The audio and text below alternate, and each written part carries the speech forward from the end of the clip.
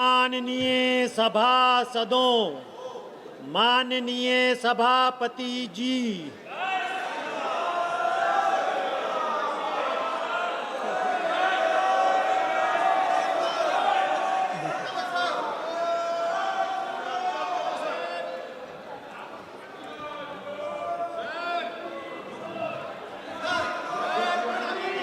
अभी बैठ जाए। नियम 377 पहले माननीय सदस्यों के जिनके नियम 377 हैं वो आपके भी हैं, सभी के हैं। तो सदन के माननीय जिन सदस्यों ने नियम 377 के अधीन मामले दिए हैं उनको आज नियम 377 के अंतर्गत मामला उठाने की अनुमति दी जाती है। वो व्यक्तिगत रूप से तत्काल मामले का अनुमोदित पाठ सभा पटल पर प्रस्तुत करें। नियम 377।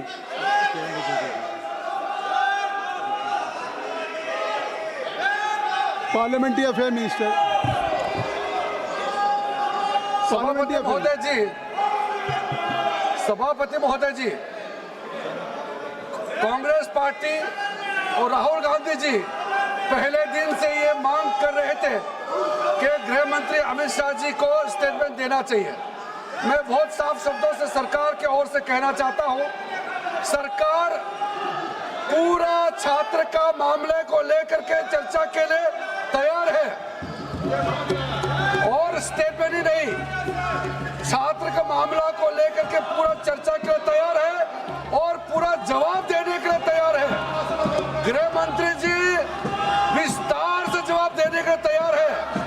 मैं अनुरोध करता हूं कांग्रेस पार्टी और इनको कि गृह मंत्री जी का जवाब के समय डरना नहीं है, भागना नहीं है, पूरा सुनना पड़ेगा।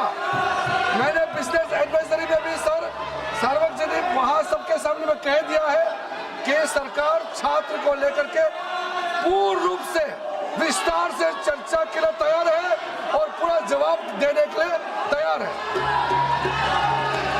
माननीय पार्लियामेंट्री अफेयर्स मिनिस्टर ने आप लोग जो लगातार मांग कर रहे थे, आप लगातार मांग कर, अखिलेश यादव जी सुन लीजिए, अखिलेश जी सुन लीजिए, इधर सभी शांतिपूर्वक बैठे हुए हैं, आप सुन लीजिए। अगर माननीय संसदीय कार्य मंत्री जी कह रहे हैं कि माननीय गृह मंत्री जी इस सदन में चर्चा का उत्तर देने के लिए तैयार हैं, तो कृपया मैं अनुरोध करूंगा, आप सभी से रिक्वेस्ट करूंगा कि कृपया सदन को व्यवस्थित करें, सदन की कार्रवाई को चलाने दें। प्लीज काइंडली, मैं सभी, टैगोर मलक्कम साहब, you are a chief whip of the party. अगर parliamentary affairs minister he has express his feeling कि now home minister is ready to reply on the floor of the house, लेकिन अब कौन house को व्यवस्थित करिए। अखिलेश जी इधर से व्यवस्थित है, चाहे संजय जायसवाल जी हो, निशिकांत जी हो, सभी पूरा सत्ता पक्ष बैठा है।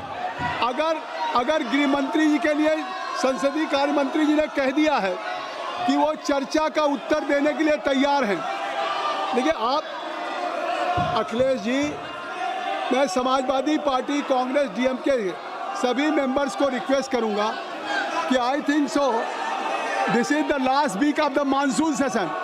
इन last 3 weeks the entire monsoon session was washed out. Who is responsible? Who is accountable? You have been elected. You are fortunate, lucky, you only just to bear your responsibility towards your electoral college. But here you are not participating in debate. Even you were demanding that Home Minister should reply. अब parliamentary affairs minister ने कह दिया है, तो अगर आप जवाब चाहते हैं तो सदन को व्यवस्थित करें। आप सदन में चाहते हैं कि माननीय गृह मंत्री जी जवाब दें, तो सदन को व्यवस्थित करिए। माननीय गृह मंत्री जी का जो आप मांग रहे थे कि माननीय गृह मंत्री जी सदन में हमको जवाब दें, माननीय संसदीय कार्य मंत्री ने कह दिया कि हम गृह मंत्री जी जवाब देने के लिए तैयार हैं और गृह मंत्री जी चाहते हैं कि चर्चा हो, तो आप सदन को व्यवस्थित करें। Item number 20, tribunals reform bill 2026, honourable minister.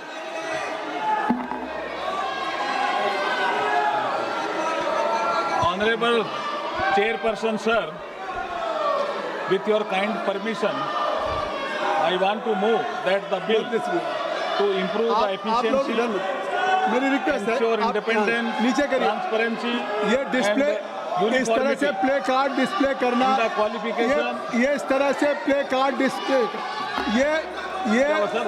न नियम परमिट करता है न चेयर करता है। अगर आप इस तरह से प्ले कार्ड डिस्प्ले करेंगे सर। तो ये बात बिल्कुल नहीं ठीक। Sir, माननीय मंत्री जी, sir, with your kind permission, I want to move that the bill to improve the efficiency, ensure independence, transparency, and uniformity in the qualifications, appointment, terms, and conditions of the service of chairperson and members of the various tribunals, the administration and functioning of the tribunals, to establish a national tribunal commission and to make consequential amendment in the related enactments and for matters connected therewith or incidental thereto be taken into consideration. अध्यक्ष जी, आज ये बहुत महत्वपूर्ण bill सदन के समक्ष आया है। ये जो रिफॉर्म एक्सप्रेस देश में चल रही है नरेंद्र मोदी जी के नेतृत्व में, उसी का ही एक ये पार्ट है और आपने अनुमति प्रदान की है, इसलिए मैं आपका आभारी हूँ। हमारे संविधान के आर्टिकल 323A और 323B में ये उपबंधित किया गया है और बाद में एक स्वर्ण सिंह कमेटी की रिकमेंडेशन के आधार पर 42वें संविधान संशोधन 1976 के अंतर्गत संविधान में शामिल किया गया ट्रिब्यूनल की व्यवस्था को, ये मैं बताना चाहता हूँ। और इससे देश आज़ादी से पहले भी एक हमारे यहाँ ट्रिब्यूनल था, ITAT, इनकम टैक्स ट्रिब्यूनल, तो वो 1941 का था, लेकिन ये 76 में फिर ये ट्रिब्यूनल की व्यवस्था की गई। ट्रिब्यूनल का उद्देश्य कोर्ट्स का अल्टरनेट बनना नहीं होकर मॉडर्न गवर्नेंस में taxation, company law, environment, security market, intellectual property और अन्य स्पेशलाइज्ड रेगुलेटरी मैटर से जुड़े मामले सुलझाने हेतु एक कॉम्प्लीमेंट्री संस्था के रूप में भूमिका निभाता है, जिससे speedy and effective justice delivery के अल्टीमेट गोल प्राप्त किया जा सके। ये ट्रिब्यूनल की व्यवस्था है। माननीय अध्यक्ष महोदय, समय के साथ ट्रिब्यूनल की संख्या बढ़ी, अलग अलग मिनिस्ट्रीज, डिपार्टमेंट के एडमिनिस्ट्रेटिव स्ट्रक्चर के अंतर्गत इसके लिए अलग अलग सिस्टम विकसित हुए। इससे ट्रिब्यूनल इकोसिस्टम में fragmentation, multiplicity of the procedure and administrative variation जैसी चुनौतियां सामने आई, चुनौतियां। इसलिए प्रधानमंत्री श्री नरेंद्र मोदी जी के नेतृत्व में सरकार ने वर्ष 2015 में 15 से ही ट्रिब्यूनल के रेशनलाइजेशन की प्रक्रिया प्रारंभ की, जिसके तहत फाइनेंस एक्ट 2017 द्वारा समान प्रकृति वाले ट्रिब्यूनल्स का मर्जर कर उनकी संख्या 26 से घटाकर 19 की 19। इसके उपरांत ट्रिब्यूनल रूल्स 2017 एवं ट्रिब्यूनल रूल्स 2020 अधिसूचित किए गए, किंतु इनके अपॉइंटमेंट, टेन्योर, सर्विस कंडीशन एवं जुडिशियल इंडिपेंडेंस संबंधी प्रावधानों को सुप्रीम कोर्ट में चुनौती दी गई। रोजर मैथ्यू 2019 तथा मद्रास बार एसोसिएशन 2020 मामलों में सुप्रीम कोर्ट ने कई प्रावधानों को असंवैधानिक ठहराते हुए एक स्वतंत्र नेशनल ट्रिब्यूनल कमीशन की स्थापना का निर्देश दिया। इसी के लिए मैं आज आपके समक्ष बिल लेकर के आया हूँ। इसके पश्चात ट्रिब्यूनल रिफॉर्म ऑर्डिनेंस 2021 तथा बाद में ट्रिब्यूनल रिफॉर्म्स एक्ट 2021 लागू किए गए। इसके पश्चात ट्रिब्यूनल की संख्या 19 से घटाकर 16 किया गया। इस एक्ट के कई प्रावधानों को भी सुप्रीम कोर्ट ने जुडिशियल इंडिपेंडेंस एवं सेपरेशन ऑफ पावर तुरंत मानते हुए असंवैधानिक घोषित कर दिया। फिर सुप्रीम कोर्ट ने 19 नवंबर 2025 के जजमेंट में पुनः स्पष्ट किया कि ट्रिब्यूनल्स मेंबर की अपॉइंटमेंट, टेन्योर, सर्विस कंडीशन न्यायपालिका की स्वतंत्रता के अनुरूप होनी चाहिए तथा एग्जीक्यूटिव कंट्रोल से मुक्त, ट्रांसपेरेंट और इंडिपेंडेंस नेशनल ट्रिब्यूनल कमीशन की स्थापना आवश्यक है, एनटीसी की स्थापना आवश्यक है, सुप्रीम कोर्ट ने कहा था। इसी के लिए माननीय अध्यक्ष महोदय, इन्हीं न्यायिक निर्देशों को ध्यान में रखकर तथा कॉन्स्टिट्यूशनल तथा जुडिशियल फ्रेमवर्क को देखते हुए एक modern, independent and uniform tribunal ecosystem बनाने हेतु ट्रिब्यूनल रिफॉर्म बिल 2026 लाया गया है इस मान सदन के समक्ष। मैं इस सदन के माध्यम से एक बात स्पष्ट करना चाहता हूं कि यह बिल ट्रिब्यूनल की सब्सटेंटिव जुरिस्डिक्शन में कोई परिवर्तन नहीं करता। प्रत्येक ट्रिब्यूनल की जुरिस्डिक्शन वही रहेगी जो उसके संबंधित पेरेंट एक्ट में निर्धारित है, अर्थात जुरिस्डिक्शन बदलने का बिल नहीं है। ये governance, appointments, institutional independence, transparency और एफिशिएंसी को मजबूत करने का बिल है। माननीय अध्यक्ष महोदय, इस बिल के प्रमुख प्रोविजन इस प्रकार है। नेशनल ट्रिब्यूनल कमीशन की यानी एनटीसी की स्थापना, जिसकी अध्यक्षता सुप्रीम कोर्ट के फॉर्मर जज तथा हाई कोर्ट के फॉर्मर चीफ जस्टिस करेंगे। एनटीसी में 2 जुडिशियल, 2 टेक्निकल मेंबर होंगे ताकि न्यायिक व तकनीकी विशेषज्ञता का समन्वय हो। ट्रिब्यूनल अपॉइंटमेंट की प्रक्रिया एनटीसी के माध्यम से अधिक पारदर्शी, निष्पक्ष और मेरिट बेस्ड बनाया जाएगा, जिससे सर्च कम सिलेक्शन अपॉइंटमेंट तथा इंक्वायरी और रिमूवल से जुड़े कार्य शामिल होंगे। यूनिफॉर्म गवर्नेंस आदि एकरूपता के लिए डेडिकेटेड एनटीसी सेक्रेटेरिएट की व्यवस्था भी की गई है ताकि ट्रिब्यूनल का प्रशासनिक संचालन अधिक व्यवस्थित और संस्थागत हो। मेंबर्स के लिए 5 ईयर टेन्योर तथा स्पष्ट सर्विस कंडीशन का प्रावधान है, जिससे ट्रिब्यूनल की इंस्टीट्यूशनल इंडिपेंडेंस मजबूत हो। एलिजिबिलिटी के लिए कोई अलग मिनिमम एज रिक्वायरमेंट निर्धारित नहीं की गई है। माननीय अध्यक्ष महोदय, यह tribunal reform ease of justice, ease of doing business को बढ़ाने तथा ग्लोबल बेस्ट प्रैक्टिसेस को अडॉप्ट करने की दिशा में एक महत्वपूर्ण माइलस्टोन है, जो भारत के लीगल व इंस्टीट्यूशनल आर्किटेक्चर को और मजबूत करेगा तथा सर्वसुलभ, समयबद्ध और प्रभावी न्याय की हमारी संवैधानिक प्रतिबद्धता को आगे बढ़ाकर विकसित भारत 2047 के संकल्प को और सशक्त करेगा। मैं इसी विश्वास के साथ मैं सभी सदस्यों से आग्रह करता हूं कि सुधारों की इस कड़ी में लाए गए ट्रिब्यूनल रिफॉर्म विधेयक को सर्वसम्मति से पारित करें। जैसे हमारे रोड सेक्टर में रोड आवश्यक है, रेल सेक्टर में रेल आवश्यक है, इंफ्रास्ट्रक्चर, ऐसे एयर सेक्टर में एयर इंफ्रास्ट्रक्चर आप करें। ऐसे ही इकोनॉमी की साइज बढ़ाने के लिए बहुत लीगल सेक्टर में बात कह रहे हैं। लीगल सेक्टर में एक मिनट माननीय मंत्री जी, माननीय मंत्री जी, पूरे देश के ट्रिब्यूनल के यूनिफॉर्मिटी के लिए एक्सेस टू जस्टिस की बात कर रहे हैं, तो कृपया आप इनकी बात को सुने। आप देश के सारे ट्रिब्यूनल्स के लिए क्वालिफिकेशंस यूनिफॉर्मिटी बनाई जाए। You are a senior lawyer mister Balu, you are a senior lawyer, and if law minister now he is bringing a piece of legislation for just to ensure efficiency, independence, transparency and uniformity in the qualifications, appointment, terms and conditions of service of chairpersons and members of various tribunals। तो please सुनिए आप sir, various tribunals के uniformity के लिए uniformity के लिए sir मैं ये कहना चाहता हूँ, नरेंद्र मोदी जी के नेतृत्व में जो सरकार चल रही है वो हर इंफ्रास्ट्रक्चर को मजबूती देने के लिए काम करती है। ये भी रिफॉर्म है, लीगल सेक्टर के इंफ्रास्ट्रक्चर को ठीक करने का ही रिफॉर्म है। इसलिए इस रिफॉर्म को मैं सर्वसम्मति से पास करने के लिए आपसे अनुरोध करता हूँ, माननीय सदस्यों से अनुरोध करता हूँ। धन्यवाद। माननीय सदस्य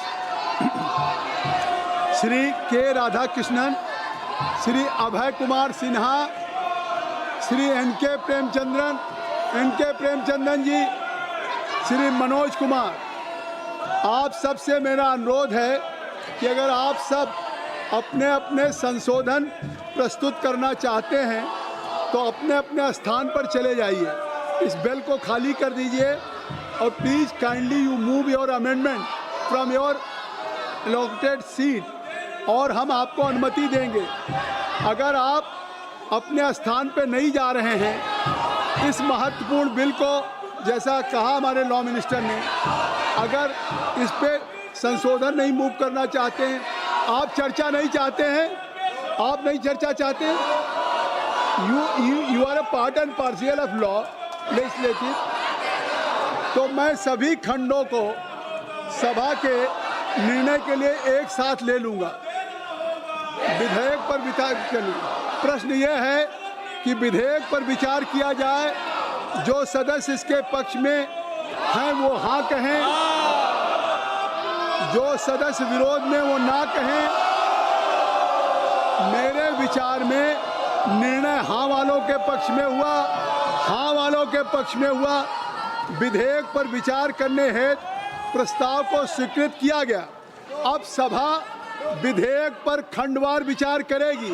एक बार मेरा फिर आग्रह है कि आप सभी लोग अभी भी अवसर है, दरवेश साहब, अभी भी अवसर है कि आप खंडवार, आपने तो पार्लियामेंट में हमेशा डिबेट पे भाग लिया अनुराग जी, आप क्या कर रहे हैं? प्रश्न ये है कि खंड 2 से 24 विधेयक का अंग बने, जो सदस्य इसके पक्ष में है वो हाँ कहें, जो सदस्य विरोध में वो ना कहें। मेरे विचार में निर्णय हाँ वालों के पक्ष में हुआ, हाँ वालों के पक्ष में हुआ। खंड 2 से 24 विधेयक का अंग बना। प्रश्न ये है कि पहली और दूसरी अनुसूची विधेयक का अंग बने, जो सदस्य इसके पक्ष में वो हाँ कहें, जो सदस्य विरोध में वो ना कहें। मेरे विचार में निर्णय हाँ वालों के पक्ष में हुआ, हाँ वालों के पक्ष में हुआ। अनुसूची पहली और दूसरी विधेयक का अंग बना। अब मैं एक प्रश्न फिर प्रस्तुत कर रहा हूं। प्रीति शिंदे, मैं एक प्रश्न यह है कि खंड 1 अधिनियम सूत्र और विधेयक का पूरा नाम विधेयक का अंग बने, जो सदस्य इसके पक्ष में वो हाँ कहें, जो सदस्य विरोध में वो ना कहें। मेरे विचार में निर्णय हाँ वालों के पक्ष में हुआ, हाँ वालों के पक्ष में हुआ। खंड 1 अधिनियम सूत्र और विधेयक का पूरा नाम विधेयक के अंग बने। अब मंत्री जी ये प्रस्ताव करें कि विधेयक को पारित किया जाए। Honourable chairperson sir, with your permission, I move that the bill be passed. माननीय मंत्री जी ने विधेयक को पास करने के लिए प्रस्तुत किया है। आप में से किसी लोगों को अगर विधेयक पे कुछ कहना हो तो कहिए, तो सदन में आप हंगामा कर रहे हैं। प्रश्न ये है कि विधेयक को पारित किया जाए, जो सदस्य इसके पक्ष में वो हाँ कहें, जो सदस्य विरोध में है वो ना कहें। मेरे विचार में निर्णय हाँ वालों के पक्ष में हुआ, हाँ वालों के पक्ष में हुआ। प्रस्ताव स्वीकृत हुआ और विधेयक पारित हुआ। अब तो आपने इस विधेयक में हिस्सा नहीं लिया। मैं सबसे बार बार मैं रिक्वेस्ट कर रहा हूं कि सभी को अवसर दूंगा, आप सदन में चले जाएं। आपको मैं अवसर देना चाहता हूं। मैं आप बिल तो आप ने पूरा देश देख रहा है, अकेल entire nation is watching you कि who is responsible for the disruption of the house. इस सदन को में जहां चर्चा होनी चाहिए वहां लगातार मानसून सत्र के पहले दिन से आप लगातार व्यवधान कर रहे हैं। क्वेश्चन आवर माननीय सदस्यों का है, 0 और माननीय सदस्यगण का है। ये सब माननीय सदस्यगण बैठे हैं, सतीश गौतम जी, और उसके बाद इनको चर्चा करने की, इनको सदन विषय उठाने को नहीं मिल रहा है। गणेश जी आप हैं, अजय भट्ट जी हैं, इनके विषय आए हैं, तो आप क्वेश्चन आवर में दे नहीं देंगे। जयप्रकाश जी, औजला जी, आपका भी नाम ले रहा हूँ, आप सदन को व्यवस्थित करें। इससे साफ है कि आप केवल प्ले कार्ड लाएंगे। इस सदन में देश के जनता की जो जवाबदेही है, आपकी अकाउंटेबिलिटी है जनता के लिए। जब माननीय संसदीय कार्य मंत्री जी ने आपकी मांग मान ली, बिजनेस एडवाइजरी कमेटी में मान लिया, बिजनेस एडवाइजरी कमेटी में कह दिया कि माननीय गृह मंत्री जी चर्चा का उत्तर देने के लिए तैयार हैं, तो आप चर्चा करने के लिए तैयार नहीं हैं। जब चर्चा का उत्तर देने के लिए गृह मंत्री जी तैयार हैं तो आप चर्चा करिए। नहीं, आप क्या कर रहे हैं? जब सरकार ने कह दिया कि माननीय गृह मंत्री जी इस सदन में जवाब देंगे, तो मैं कहता हूं चर्चा करने के लिए तैयार होइए। बिजनेस एडवाइजरी कमेटी में भी माननीय सभी दल के नेताओं के द्वारा वहां पे संसदीय कार्य मंत्री। फिर सभा की कार्रवाई कल मंगलवार दिनांक 11 अगस्त 2026 को प्रातः 11 बजे तक के लिए स्थगित की जाती है। धन्यवाद।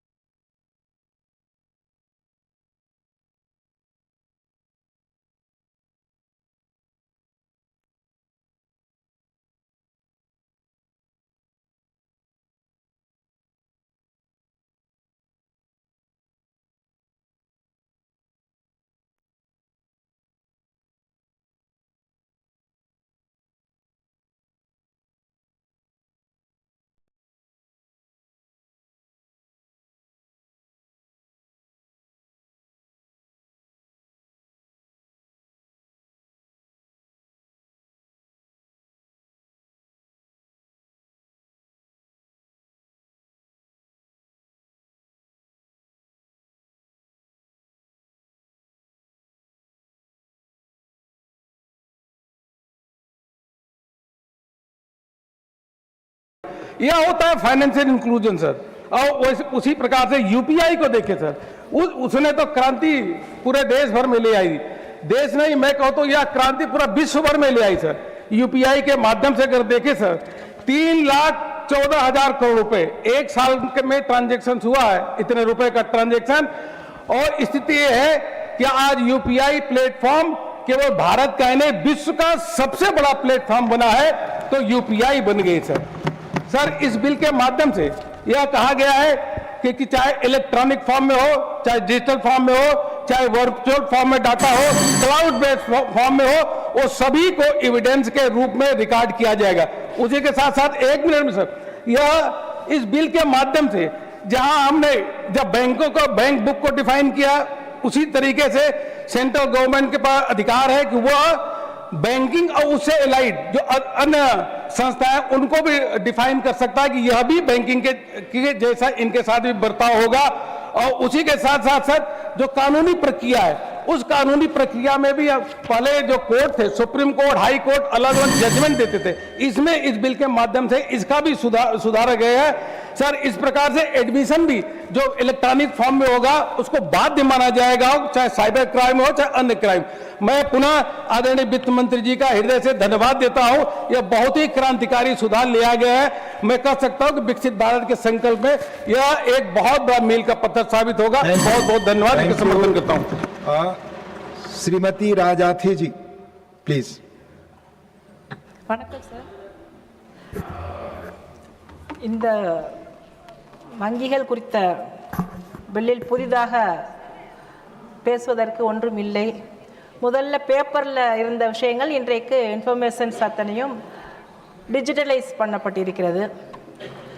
இன்றைக்கு நம்முடைய ஃபைனான்ஸ் மினிஸ்டர் அவர்கள் நம் முன்பாக வந்து இந்த விவாதங்களுக்கு பதில் சொல்வதற்காக அமர்ந்திருக்கிறார்கள், மகிழ்ச்சி. அதே போன்று நம்முடைய உள்துறை விவகாரங்களில் மாணவர்கள் போராட்டம், மாணவர்கள் மீதான கடுமையான தாக்குதல் பற்றி பேசுவதற்கு ஏன் நம்முடைய உள்துறை அமைச்சர் வர மறுக்கிறார்? You are not interested in speaking on the bill. That will not go on the record. You speak on the bill, only that will go on the record. No, it will not go on. Shri Manas Ranjan Mangraj. Shri Manas Ranjan Mangraj, please. Honorable Deputy Chairman, sir, I rise to speak on the Bankers Books Evidence Bill 2026. At the outset, I support the objective of this bill. As banking has become increasingly digital, our legal framework must also be updated. Today, banking records are maintained electronically, and the law should recognize this change. Sir, however, I would like to make a few suggestions. First, data security and privacy must be given the highest priority. Banking records contain sensitive personal and financial information. The government must ensure strong safeguards to prevent misuse, unauthorized access, and cyber threats. Second, the authenticity of electronic records is very important. Courts must have confidence that digital records are genuine and have not been altered. Proper standards for certification, storage, and audit trails should be put in place. Third, capacity building is essential. Judges, investigative agencies, bank officials, and enforcement personnel should receive adequate training to handle electronic evidence effectively. Sir, we must also remember that not every part of the country has fully adopted digital banking. Many people in rural and remote areas still depend on traditional banking systems. The implementation of this law should not create difficulties for them for smaller financial institutions.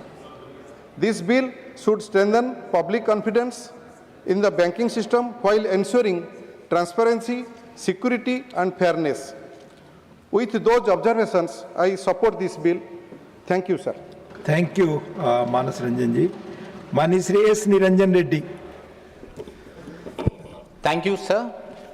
So my party and I rise to support the bill. The bill seeks to update an old existing law, tries to make it technology neutral. Sir, we understand the reason for this bill being made, but there's one concern I wanted the Honorable Finance Minister to consider. Providing for a statutory form is very salutary because now there will be one standardized form, sir. But the statutory form requires the officer giving this particular certification to indicate about and certify about the integrity, and in a cloud and in the computer mechanism that is operating, it may be difficult for one bank officer to certify the integrity. The bill thankfully has a provision where central government under clause 14 can issue an order to obviate the difficulties, sir. Otherwise, a bill intended to protect the banker and not to disturb them from their regular actions can tomorrow become a problem area. I'm just bringing this to the notice of the Honorable Finance Minister.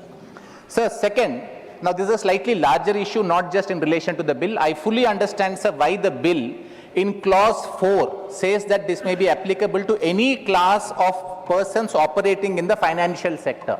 So it will be impossible to categorize today because technology is moving so fast that we could have new classes coming up tomorrow. I understand the reason for having this dynamic approach. So this is an area where we as parliamentarians have to now start thinking more seriously. Sir, we will not be able to come back to the parliament each time for making a new law the moment there's a change in technology or an application. So we may have to entrust this responsibility on delegated legislation. But then this creates a problem that if this is going to be excessive delegation, what is going to be the parliamentary supervision?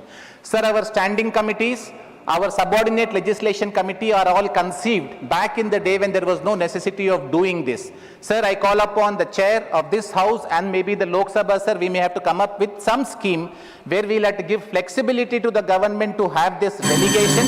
Sir, just 1 minute, it's a very important issue. Sir, this is not about this bill, it's going to come in many matters. And since many people have walked out, give me please take your time. Yes, Yes, sir. please.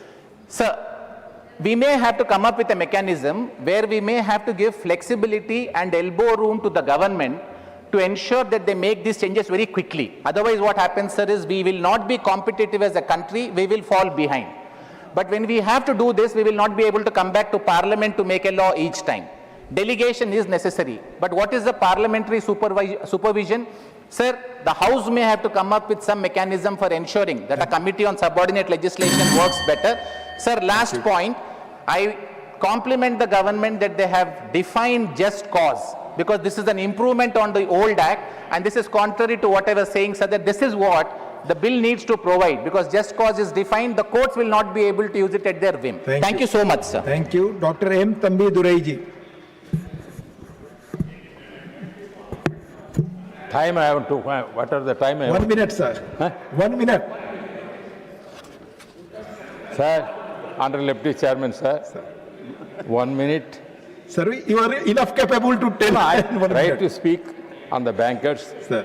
books evidence bill 2026 on behalf of my party, ADMK party, and my leader, Edapadi Palaniswamy. I appreciate the Honorable Finance Minister as taking all the efforts to fulfill the Prime Minister's vision to modernize the everything. That is what I am appreciating her. So at the outset, I would like to appreciate government for this. Sir, the bill rightly explained this. Actually, the existing bill is Evidence Act was enacted in 1891. That is the act actually there. Now the government has come forward by bringing out the new list. Whatever the colonial rules are there, the objective of the government is to bring the new rules. I appreciate that. At the same time, the bill rightly expands the meaning of banker's book to cover not only physical records, but also electronic, digital, virtual, wrote, and at the same. Finally, sir, don't want much time. The cyber fraud, identity theft, unauthorized transaction, and manipulations of the digital records emerging challenges. Therefore, I urge the government to continuously strengthen the cyber security framework associated with the records. I also welcome and appreciate the Honorable Minister bringing this. I support this bill, sir. Thank you very much. Thank you, Thambi Duraiji. माननीय श्री राजेंद्र हीरालाल जैन. माननीय सभापति महोदय, मैं इस bill के समर्थन में राष्ट्रवादी Congress party की तरफ से उपस्थित हुआ हूं. कानून तभी जिंदा रहता है जब वो समय के अनुसार अपने को बदलता है.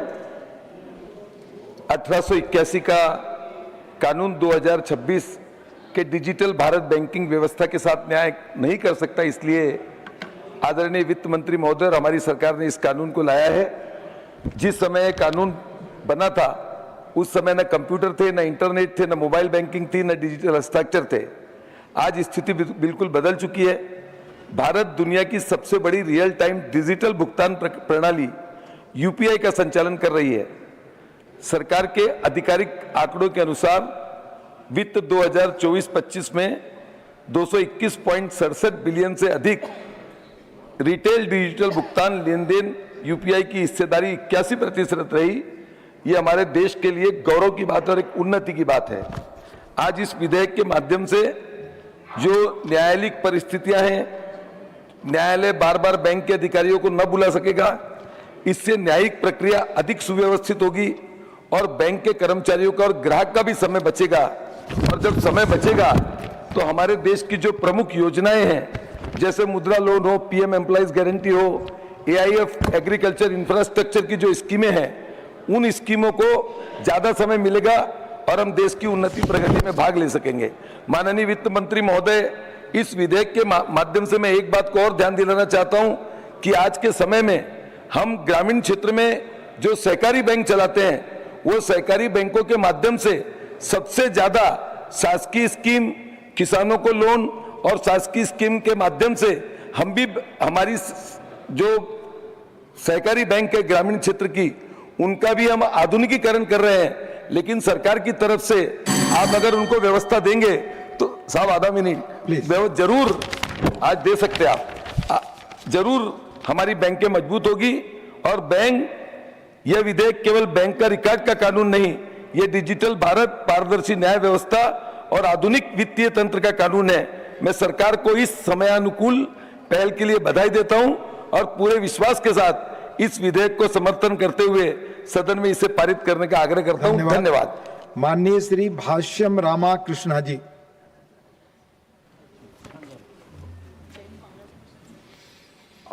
Deputy Chairman, sir, I rise to support the Bankers Books Evidence Bill 2026.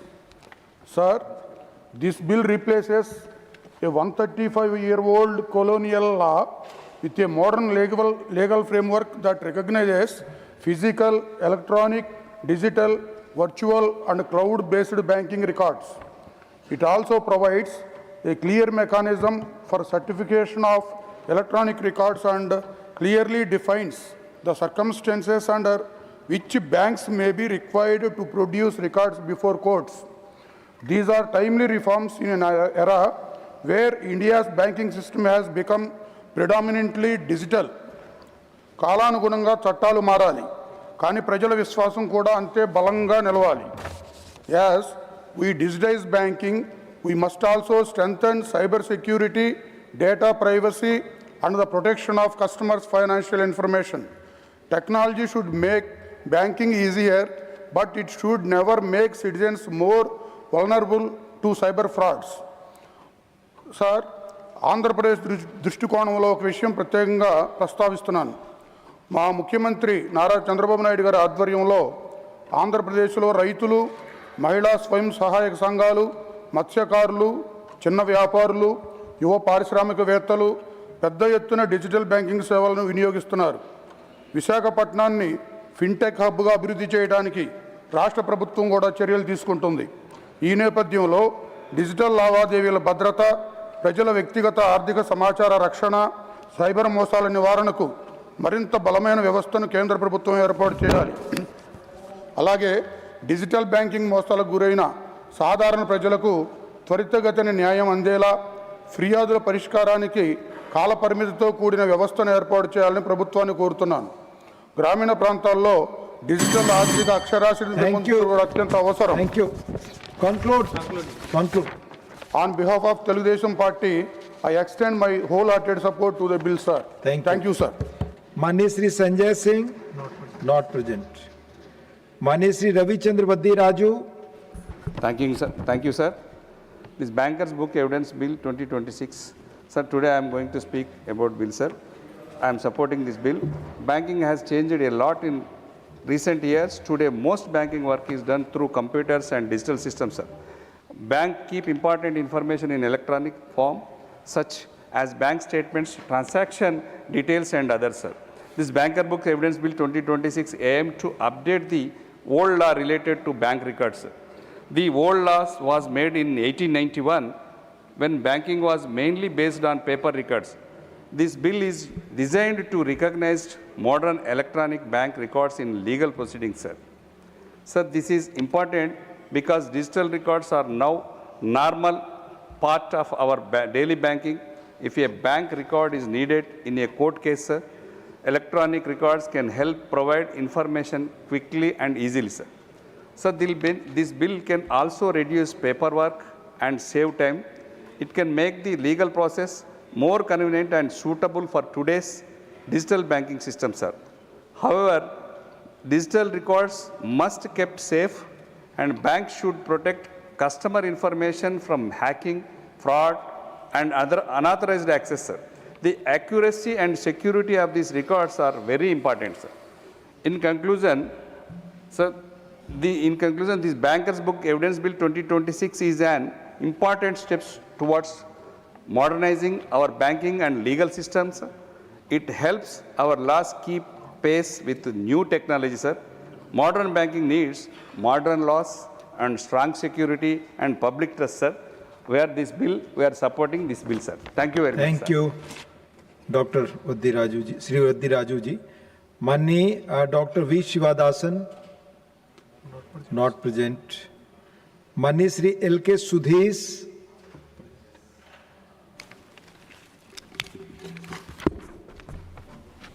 Thank you, Honorable Deputy Chairman. On behalf of Desiya Murpogu Dravida Kalagam, I rise to speak on the Bankers Book Evidence Bill 2026. Sir, the original Bankers Book Evidence Act was 1891. At the time, banking was largely paper-based. Today, in 2026, banking has transformed. We have UPI, IPMS, NEFT, RTGS, mobile banking, internet banking, and core banking solution. Crore of transactions happen digitally every day. But there is a lot of fraud happening every day. That should be controlled, taken action. Therefore, I support the consideration and passing the Bankers Book Evidence Bill 2026. I hope this will bring greater efficiency, transferability, and speed in our legal and financial system. Thank you, sir. Sir,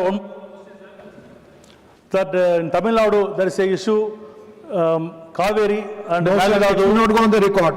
We are not discussing this issue. You know the rules, Sudhesh ji. Thank you. Srimati Mamta Thakur, not present. Mani Dr. M. Dhanpal, Honorable Dr. M. Dhanpal. Thank you, sir. Sir, I support the Bankers Books Evidence Bill 2026 on behalf of All India Anna Dravida Kalagam and my beloved leader, former Chief Minister Edapadi K. Panichami. Sir, I welcome the provisions ensuring admissibility of electronic records and safeguards against unauthorized alteration, tampering, and cyber threats. I give some suggestions for this bill, sir. 1. Customer privacy should be protected through appropriate redaction and restricted access to unrelated financial information. 2. Standard electronic formats should be developed for producing banking records before courts.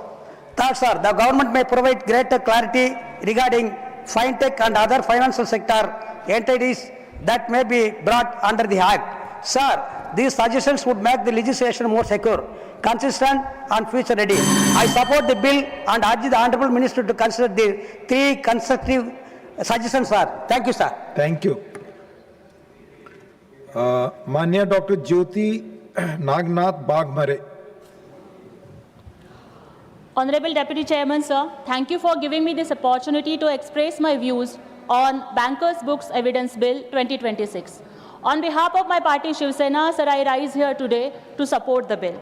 So today the House is going to witness the historical moment, the end of 135 years old colonial British rule and the beginning of new revolutionary changes which make our country future ready. Sir, on behalf of our leader, Honorable Deputy Chief Minister of Maharashtra Eknath Shinde ji, who is the torchbearer of women empowerment and started a very important scheme like Ladki Bahin and gifted the financial freedom to the women, I would like to congratulate Honorable Finance Minister Nirmala Sitharaman ji. Sir, I think she is giving a very strong message of women liberation and women empowerment, not only to the country but to the entire nation. And I think, sir, she proved that चूल्हे चौके की चौखट से निकलकर नया इतिहास रचाती है। चूल्हे चौके की चौखट से निकलकर नया इतिहास रचाती है। भारत की नारी आज सिर्फ घर ही नहीं बल्कि देश की अर्थव्यवस्था भी चलाती है। मजबूत इरादे, अदम्य साहस, बुलंदियों को छूता मान है। मजबूत इरादे, बुलंद साहस, बुलंदियों को छूता मान है। अंतरिक्ष से लेकर अर्थव्यवस्था तक नारी शक्ति ही देश की शान है। Sir, I think this bill also reflects the larger vision of our Prime Minister, Honorable Narendra Modi ji. Sir, I think the technology had changed the way India banks, and this bill changes the way India proves. Sir, this is the real significance of this legislation. Sir, this bill is a bridge from 1891 to 2026, from paper to digital, from colonial era banking to future ready banking, and from digital transactions to digital justice. So let us not look at this merely as a replacement of an old rule. Let us see it as a statement of confidence in new India, and India that is digital, dynamic and ready for the future. With these words, I extend my full support to the bill, sir. Jai Shivraj, Jai Bhim, Jai Maharashtra. Thank you. माननीय श्री संतोष कुमार पे, not present. माननीय श्री शंभू सन पटेल जी। आपका बहुत बहुत आभार उपसभापति महोदय। आपने मुझे the bankers book evidence bill 2026 पर बोलने का अवसर दिया है महोदय। मैं इस बिल के समर्थन में बोलने के लिए खड़ा हुआ हूं महोदय। देश की आर्थिक सुरक्षा और सशक्त बैंकिंग व्यवस्था केवल पुराने कागजों से नहीं बल्कि आधुनिक और अभेद्य डिजिटल कानूनों से बनती है। यह विधेयक अंग्रेजों के जमाने के 135 साल पुराने कानून से देश को मुक्ति दिलाकर डिजिटल इंडिया को कानूनी सुरक्षा चक्र देने का ऐतिहासिक काम करेगा। महोदय, हमारी केंद्र की भाजपा और एनडीए सरकार माननीय प्रधानमंत्री नरेंद्र मोदी जी के नेतृत्व में देश की तरक्की के लिए, राष्ट्र के लोगों के विकास के लिए और विकसित भारत बनाने के लिए दृढ़ संकल्पित है। महोदय, केंद्र सरकार विकास की गति को बनाए रखने के लिए देश के व्यापारियों, सरकारी कर्मचारियों, देश के नागरिकों की सुविधा के लिए अंग्रेज के जमाने के 1500 से अधिक कानूनों को हमारे सरकार ने या तो निरस्त किया है या उसमें बदलाव किया है महोदय। उसी की एक कड़ी में आज जो है ये बैंकर्स बिल जो है यह हमारी सरकार इस सदन में लेके आई है महोदय। इस बिल के आ जाने के बाद जो 135 साल पुराना कानून था बैंकर्स बिल का, वो आज निरस्त हो जाएगा महोदय। आज आजाद भारत का, आजाद बैंकर्स के लिए आजाद बिल हम लोग को मिलेगा महोदय। वर्तमान विधेयक बैंकर्स बुक की परिभाषा को विस्तार करते हुए बैंक के द्वारा सभी प्रकार के एविडेंस को इसमें शामिल किया गया है। इसके अंतर्गत physical, electronics, digital, virtual and cloud आधारित एविडेंस के साथ साथ बैकअप एवं डिजास्टर रिकवरी केंद्र में सुरक्षित रखे गए एविडेंस भी शामिल है महोदय। आज के एआई के जमाने में जहां पूरी दुनिया बैंकिंग सिस्टम जो है डिजिटलाइजेशन हो गया है महोदय, और भारत आज यूपीआई, एनईएफटी और ये निफ्ट में और आरटीजीएस में रोज नए कीर्तिमान स्थापित कर रहा है महोदय। वही आज नए बिल की भारत के आजाद देश के कानून के लिए यह बिल आवश्यक था महोदय। और इस बिल को आ जाने के बाद जो पहले जो सिर्फ बही खाता लेके हमारे बैंक के अधिकारी को अदालत का चक्कर लगाना पड़ता था महोदय, अब जो है आप डिजिटली जो है सारे एविडेंस को अदालत में रखा जा सकेगा महोदय। और जो दो कंपनियों के बीच में कभी कभी जो झगड़ा हो जाता था महोदय, उसमें एक पार्टी जो है किसी का पूरा बही खाता को अपने एविडेंस के रूप में मंगा लेता था, जिसके कारण उस कंपनी का पूरा जो बैंकिंग सिस्टम है उसका डिस्क्लोज हो जाता था महोदय। अब बेवजह जो अदालत जो है बैंक के अधिकारियों को या या किसी कंपनी को या दो कंपनियों के झगड़ा में बैंकर्स को इन्वॉल्व करने से पहले उसको ऑफिशियली जो है उनको इन्फॉर्म करेंगे महोदय। और जरूरत होगा तभी बैंकर्स जो है उस बिल के ये एविडेंस को लेकर अदालत में जाएंगे महोदय। ये बिल तो बहुत 30 सेकेंड और बोल दूं महोदय। आज के इस मतलब 75 अब 80 साल आज़ादी को होने जा रहा है महोदय, और इस 80 साल के आज़ाद जो हम वर्ष मनाएंगे महोदय, और इस बैंकिंग जो एविडेंस बिल है, इसके पहले मात्र 2000 ईस्वी में जब हमारे जो पुराने जो हमारे प्रधानमंत्री पहले प्रधानमंत्री अटल बिहारी वाजपेयी जी के जमाने में जो है सूचना प्रौद्योगिकी अधिनियम 2000 के माध्यम से इसमें बदलाव किया गया था महोदय। अब समय आपने बहुत कम दिया है महोदय, इसके लिए बहुत बहुत धन्यवाद महोदय। मैं इस बिल का समर्थन करते हुए अपनी बात को विराम देता हूं महोदय, धन्यवाद। माननीय शंभू जी पार्टी समय देती है, हमने तो अतिरिक्त दिया और बैठे। माननीय Shrimati Nirmala Sitharaman ji to reply the discussion. So thank you very much, sir. So actually, before I respond to the discussion points, these are the kind of bills on which the opposition should actually take interest and participate, sir. These are very reformatory. These are going to help the country to move forward fast. And these are steps on which no one can have a difference of opinion, except if they want to suggest improvements on it. So it's such a sad state, sir, that our opposition chooses to walk out on these kind of important debates. So you may remember, sir, Honorable Prime Minister, speaking from the Red Fort, had very clearly called for change in the mindset that is so required. He spoke about the Panch Pran, and one of the things that he had highlighted was get over the colonial mindset. So in keeping with that, I recall our senior member, Arun Singh ji, also spoke about the number of laws that have been changed, number of regulations which have been simplified, and that helps in ease of doing business. But keeping in line with the Honorable Prime Minister's advice that all the colonial laws which were written for the subjects of the Queen or the King will have to now be changed so that we give ourselves a citizen-centric facilitating act rather than one for the subjects of a royalty or the imperial force. So in that light, when we looked at the Bankers' Books Evidence Bill, it is 1891 of origin. So also the way in which it had included instruments related to banking which were relevant for that period, which were largely paper-based. Whereas India has shown exemplary speed in digitizing its economy. So the instruments with which you are able to do your banking activities, your financial transactions, have all now become so phone-driven. Each customer or each bank business holder is in a position to do everything that they want to do with a simple button pressing in the phone itself. So the related aspects of doing business through a bank, commercial operations, also will have to catch up with that kind of a digitization in the financial inclusion area, financial sector. Therefore, the Bankers' Books Evidence Act in 1891, which was a legislation which was paper-based, as I said, and everything depended on certified copies of bank records as evidence in legal proceedings. So if somebody had a problem transacting money from one account to another and there was a legal dispute, the bank is not a party, but even then the bankers are called to appear before the court. Or the bankers are asked to appear before the court with papers of the original transaction and so on, which also has a problem of privacy. However, at that time in 1891, this was used for legal proceedings also.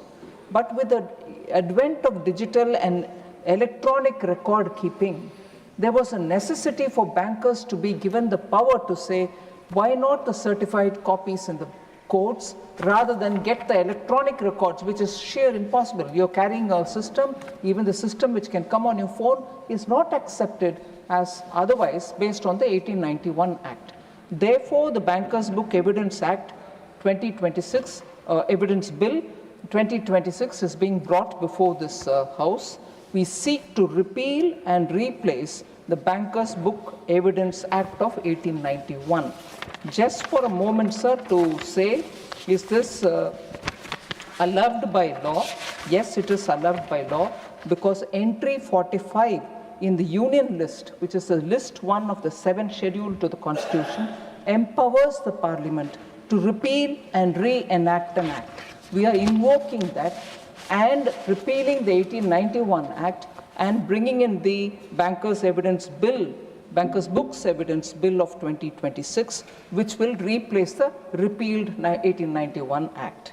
So the bill, among various other things that it wants to do, provides for provides for a technology-neutral legal framework for bankers' books. It recognizes electronic and digital banking records.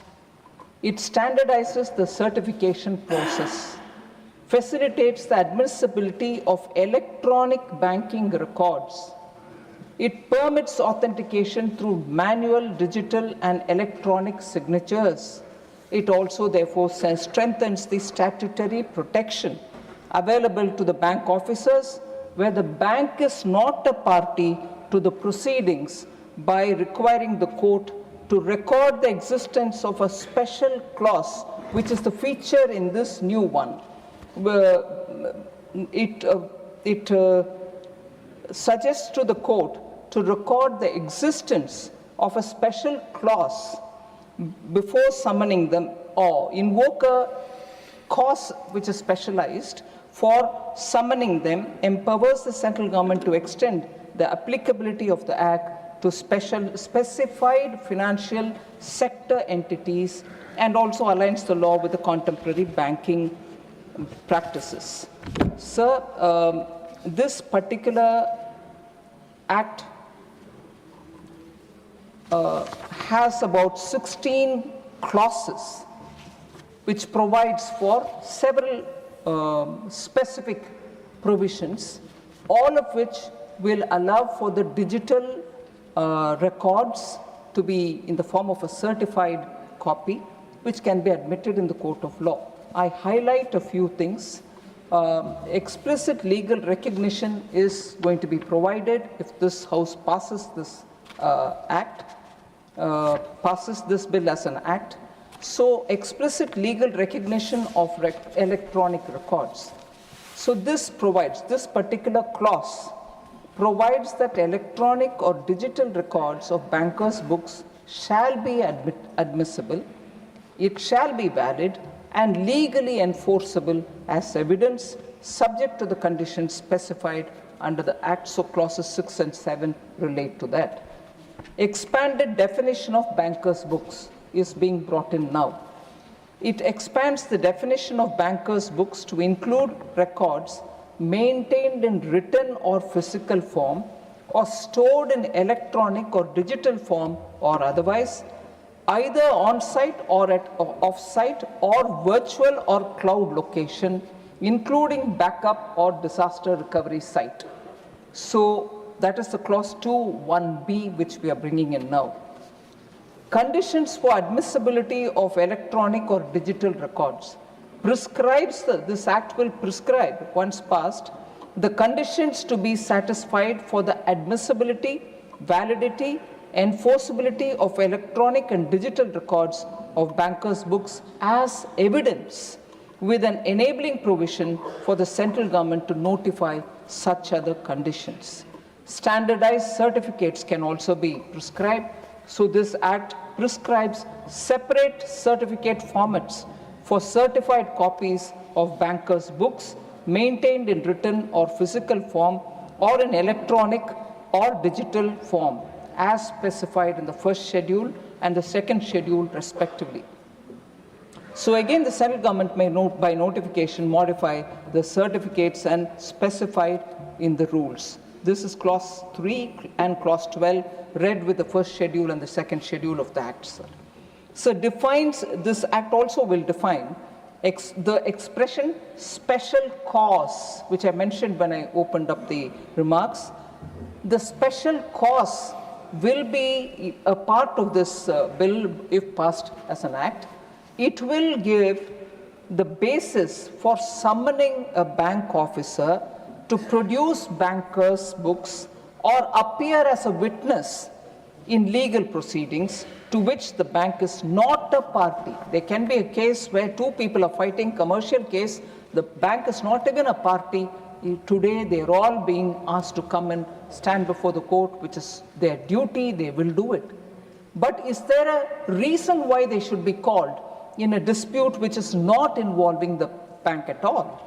So we are now giving a clause through which a special cause can be invoked by the courts, whereupon they can ask the bank to come and appear, even if it's not a party. And therefore, the evidence and everything, even if they are electronic, can be taken and that can be made applicable. Sir, so the special cause can be invoked. I also, in this context, understand, and also the points which I mentioned a bit earlier, appreciate the point made by Sri Niranjan Reddy of the YSRCP about can there be a committee which therefore authorizes instead of the, every time the government having to come to the parliament. Whilst I appreciate the point made, more than the ease which provides it for the government will not hesitate to come before the House to seek their approval and be accountable to the House. So the point which you have made is well taken, Honourable Member, but I would like to assure that the government will be happy to come and stand before the House to explain. So I think, sir, largely every member has spoken understanding the importance of this act, which is being brought in this context. I particularly thank Sri Rajendra Jain of the NCP, who appreciated the digitization efforts which are being undertaken, and therefore an act of this nature is important, and also for his extending his party's support. Similarly, Sri Vaddiraju Garu from the BRS for supporting this bill. I also thank DMDK's member Sudesh also extending the support, and Shiv Sena's Jyoti Vagmareji for also extending her support for this bill.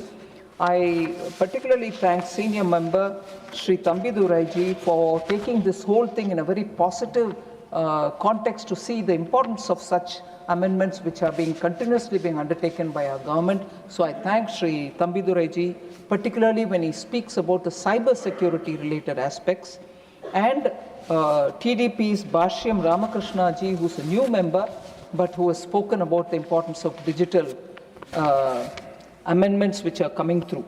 So there is just one point which I want to highlight. Member Dhanapal of AIADMK seeks clarification on clause 4 to extend the provision to other financial sector entities.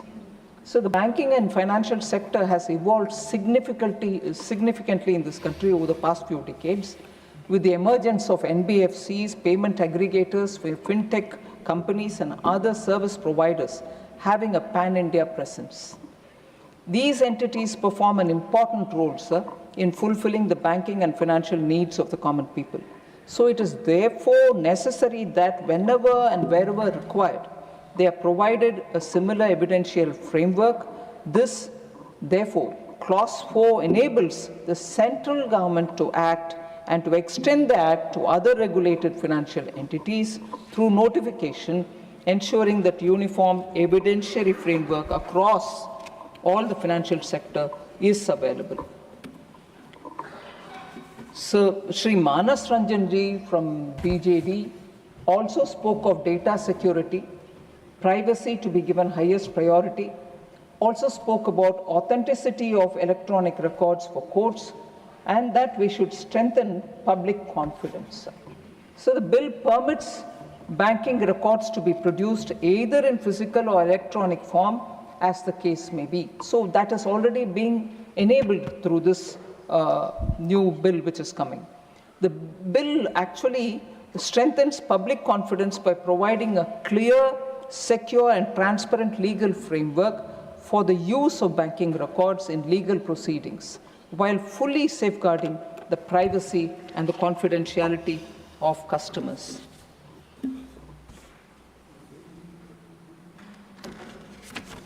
So largely, I think I've addressed most of the concerns of members. In case I've missed out on anything, I'm sorry, I can always meet them in person and talk about it.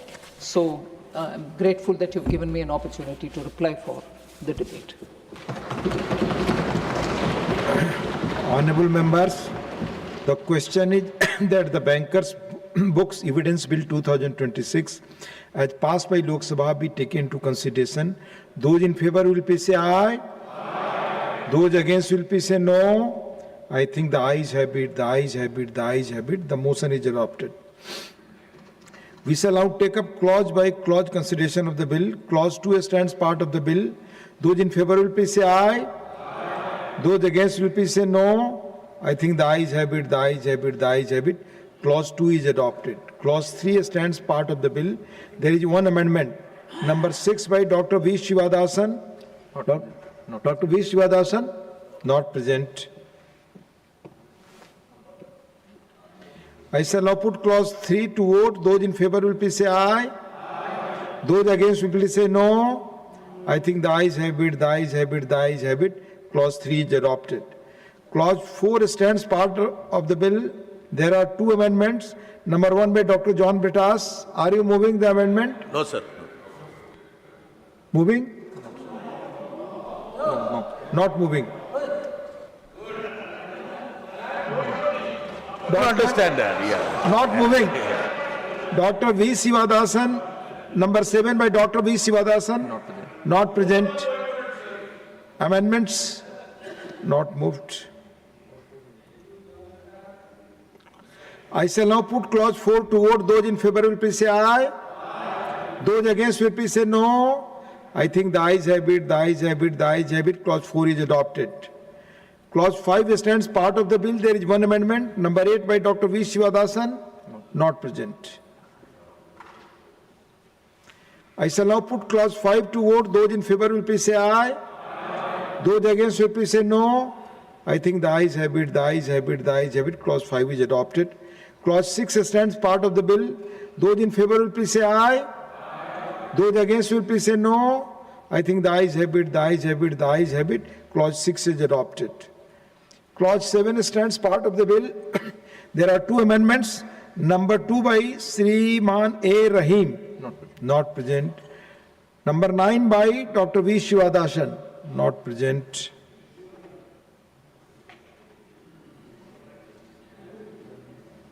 I shall now put clause 7 to vote. Those in favor will please say aye. Aye. Those against will please say no. I think the ayes have it, the ayes have it, the ayes have it. Clause 7 is adopted.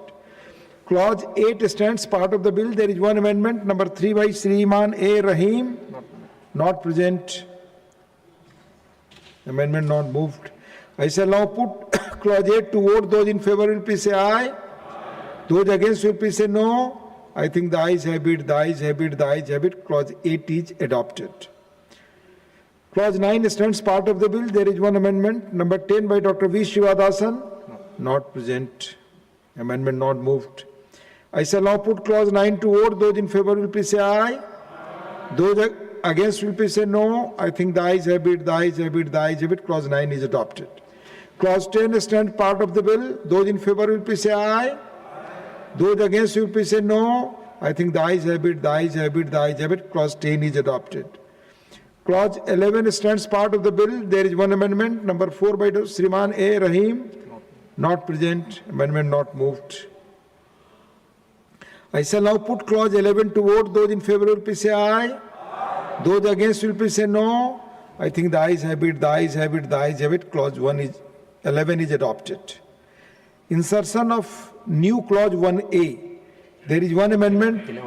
11A.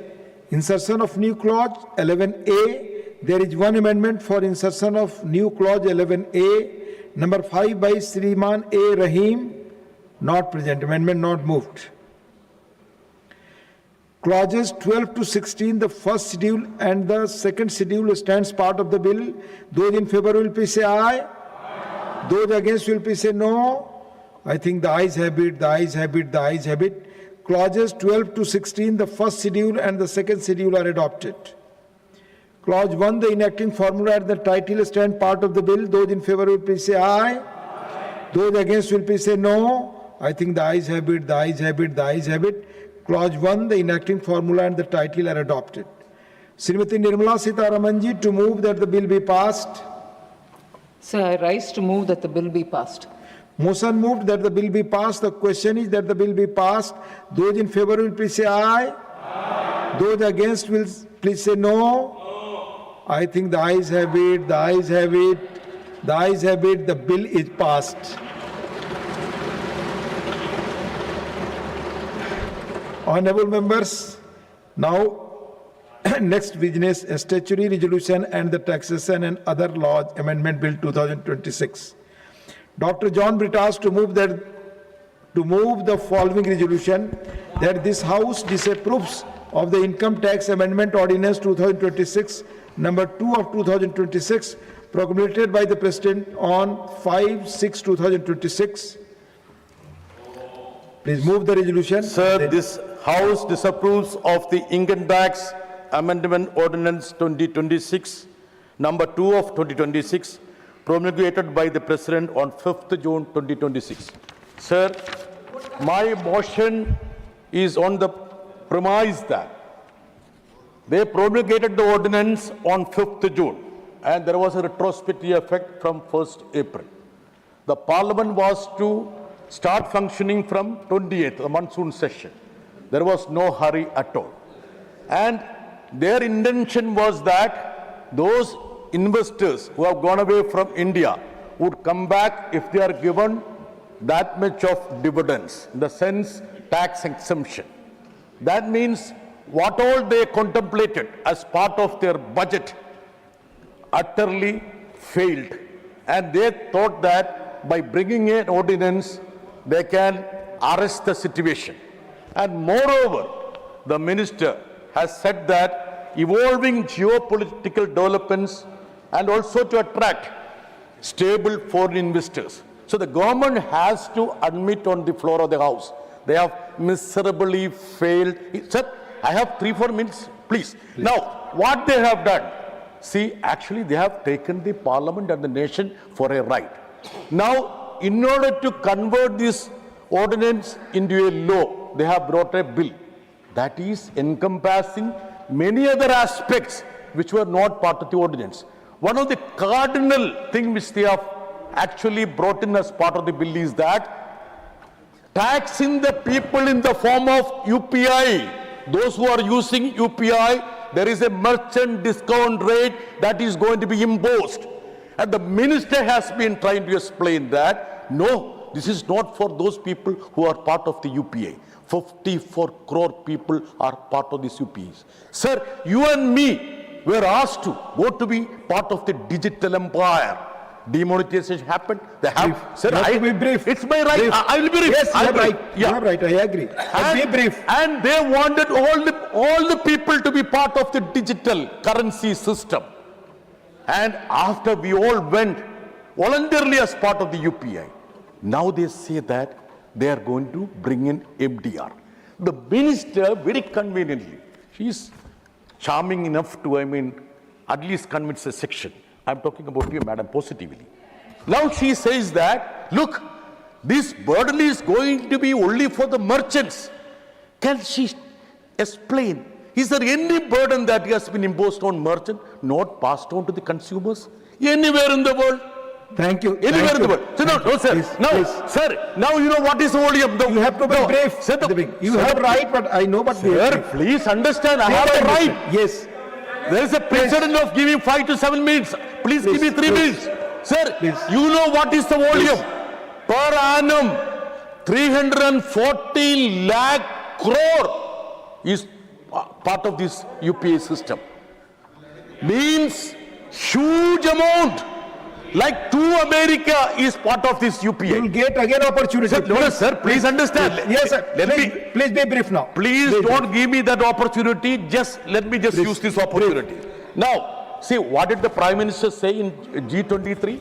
The Honorable Prime Minister said, we will not impose any charge on this UPI system.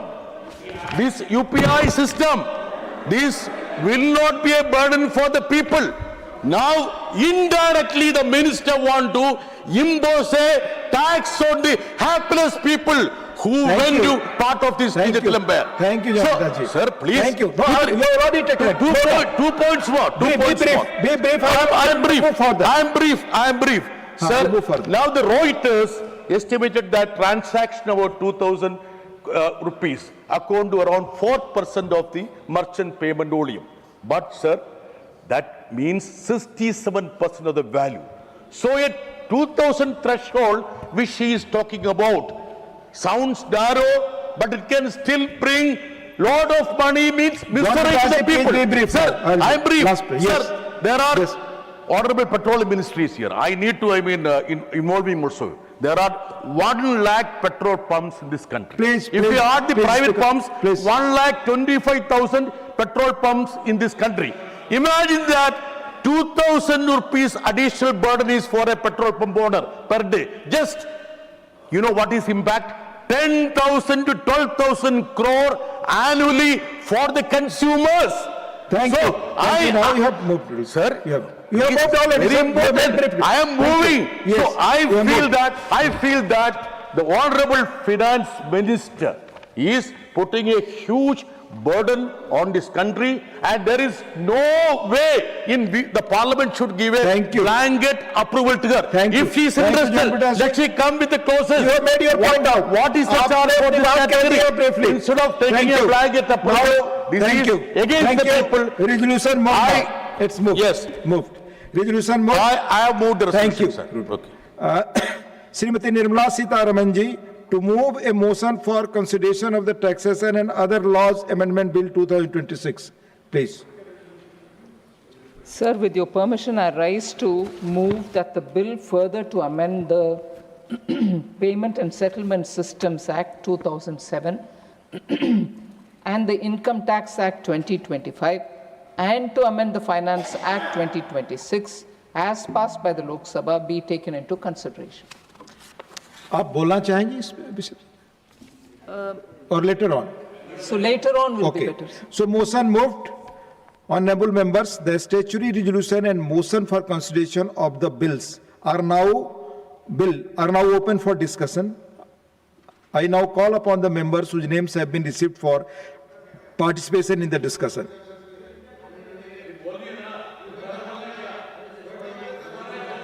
Please, no cross talking. John Pitaji, please.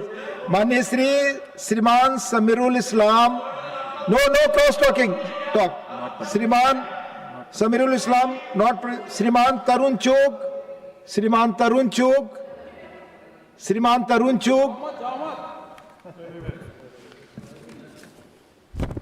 माननीय सभापति जी, मैं इस bill की support के लिए खड़ा हुआ हूं। जो राष्ट्र समय की चुनौतियों को पहचान कर अपनी नीतियों को समय के साथ आगे बढ़ाता है, वही राष्ट्र आने वाले कल की दिशा तय करता है। माननीय सभापति महोदय, मैं माननीय वित्त मंत्री बहन निर्मला जी ने जो बिल पेश किया है, उसमें आदरणीय प्रधानमंत्री श्री नरेंद्र मोदी जी की सोच की खुशबू आ रही है। ये विधेयक भारत को आगे बढ़ाने वाला, ये बिल ग्लोबल से लेकर लोकल तक हर क्षेत्र में निरंतर प्रगति करने वाला, चाहे वैश्विक मंच हो, भारत की बढ़ती प्रतिष्ठा हो, हमारी अर्थव्यवस्था के मजबूत करने की बात हो, ये सभी इसमें इंक्लूड हैं। इस विधेयक के पीछे एक बहुत व्यापक और दूरदर्शी सोच है कि भारत की अर्थव्यवस्था मजबूत बनाई जाए, निवेशकों का भरोसा कायम हो, उद्योग, व्यापार और रोजगार को आवश्यक स्थिरता दे, भारत को आने वाले वर्षों के लिए एक मजबूत, शक्तिशाली, आत्मनिर्भर और वैश्विक स्तर पर एक कॉम्पिटिटिव अर्थव्यवस्था के रूप में तैयार करना। माननीय सभापति जी, मैं आज जो दुनिया के अंदर इस समय जो परिस्थितियां हैं उसके अंदर ये केवल सरकार के लिए एक राजस्व जुटाने का माध्यम नहीं है, इसे अर्थव्यवस्था के महत्वपूर्ण क्षेत्रों को स्थिरता और आवश्यक समर्थन भी देना होगा। मुझे लगता है इस विधेयक की सबसे बड़ी विशेषता ये है कि आज की बदलती हुई परिस्थिति को समझते हुए targeted tax exemption rationalise conditions का रास्ता अपनाया गया है। माननीय सभापति जी, ये वह सोच है जिसे हम पिछले कई वर्षों से माननीय प्रधानमंत्री श्री नरेंद्र मोदी जी के नेतृत्व में देश की आर्थिक नीतियों में लगातार देखते आ रहे हैं और जिसका परिणाम है कि आज भारत 7.8% की विकास दर से आगे बढ़ रहा है और आज मेरा भारत दुनिया की सबसे तेजी से बढ़ने वाली अर्थव्यवस्था बना है और हमें गर्व है कि प्रधानमंत्री नरेंद्र मोदी जी के नेतृत्व में आज भारत दुनिया की चौथी आर्थिक महाशक्ति के रूप में खड़ा हुआ है। इसके माध्यम से जहां प्रोग्रेसिव अप्रोच होगी, पॉलिसीज में स्टेबिलिटी आएगी, ये एक भारत को आगे बढ़ाने वाला एक माइलस्टोन साबित होगा। ये बिल केवल एक टैक्स अमेंडमेंट्स नहीं है, बल्कि बदलती वैश्विक परिस्थिति के बीच भारत की इन्वेस्टमेंट, मैन्युफैक्चरिंग और इकोनॉमिक कंपटीशन को मजबूत करने का बहुत बड़ा प्रयास है। ग्लोबल ट्रेड अविरोध और सप्लाई चेन अनिश्चितता के बीच स्टेबल, मजबूत और इन्वेस्टमेंट फ्रेंडली टैक्स रेजिम देना ये आज की देश की जरूरत है। सरकार का स्पष्ट उद्देश्य है कि ईज ऑफ डूइंग बिजनेस में और टैक्स में निश्चितता, रणनीतिक निवेश और बढ़े और देश आगे तरक्की करे। फाइनेंशियल एक्ट 2026 के बाद स्टेक होल्डर से मिले फीडबैक को शामिल करते हुए टैक्सेशन फ्रेमवर्क को और रैशनलाइज और सिंप्लीफाई किया गया है। अब इलेक्ट्रॉनिक मैन्युफैक्चरिंग भारत केवल इलेक्ट्रॉनिक्स का बड़ा मार्केट नहीं बल्कि ग्लोबल इलेक्ट्रॉनिक्स मैन्युफैक्चरिंग का भरोसेमंद पार्टनर बन रहा है। इलेक्ट्रॉनिक्स मैन्युफैक्चरिंग में ग्लोबल सप्लाई चेन तेजी से बदल रही है। ऐसे समय में भारत लॉन्ग टर्म टैक्स निश्चितता और रणनीतिक जरूरत दोनों ही देश के लिए आगे बढ़ाना है।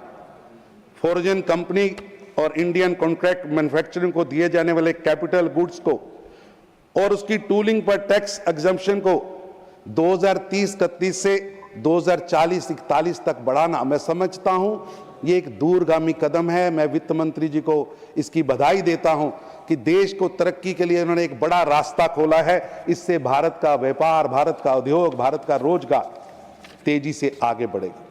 इससे इन्वेस्टर्स को शॉर्ट टर्म इंसेंटिव ही नहीं बल्कि लॉन्ग टर्म पॉलिसी के माध्यम से देश की तरक्की का रास्ता खुलेगा। ये एक इसके अंदर मैन्युफैक्चरिंग इकोसिस्टम व्यापक होगा। मेरा सभापति जी, आपके माध्यम से मैं इस बिल की सपोर्ट करता हूं कि डाटा सेंटर और डिजिटल इकोनॉमी के माध्यम से आज डिजिटल इकोनॉमी आज की डिजिटल इंफ्रास्ट्रक्चर का बैकबोन है। इसलिए डाटा सेंटर्स के लिए टैक्स फ्रेमवर्क को प्रैक्टिकल और आज का बिजनेस फ्रेंडली बनाना ये देश की जरूरत है, जिसकी चिंता यहां की गई है।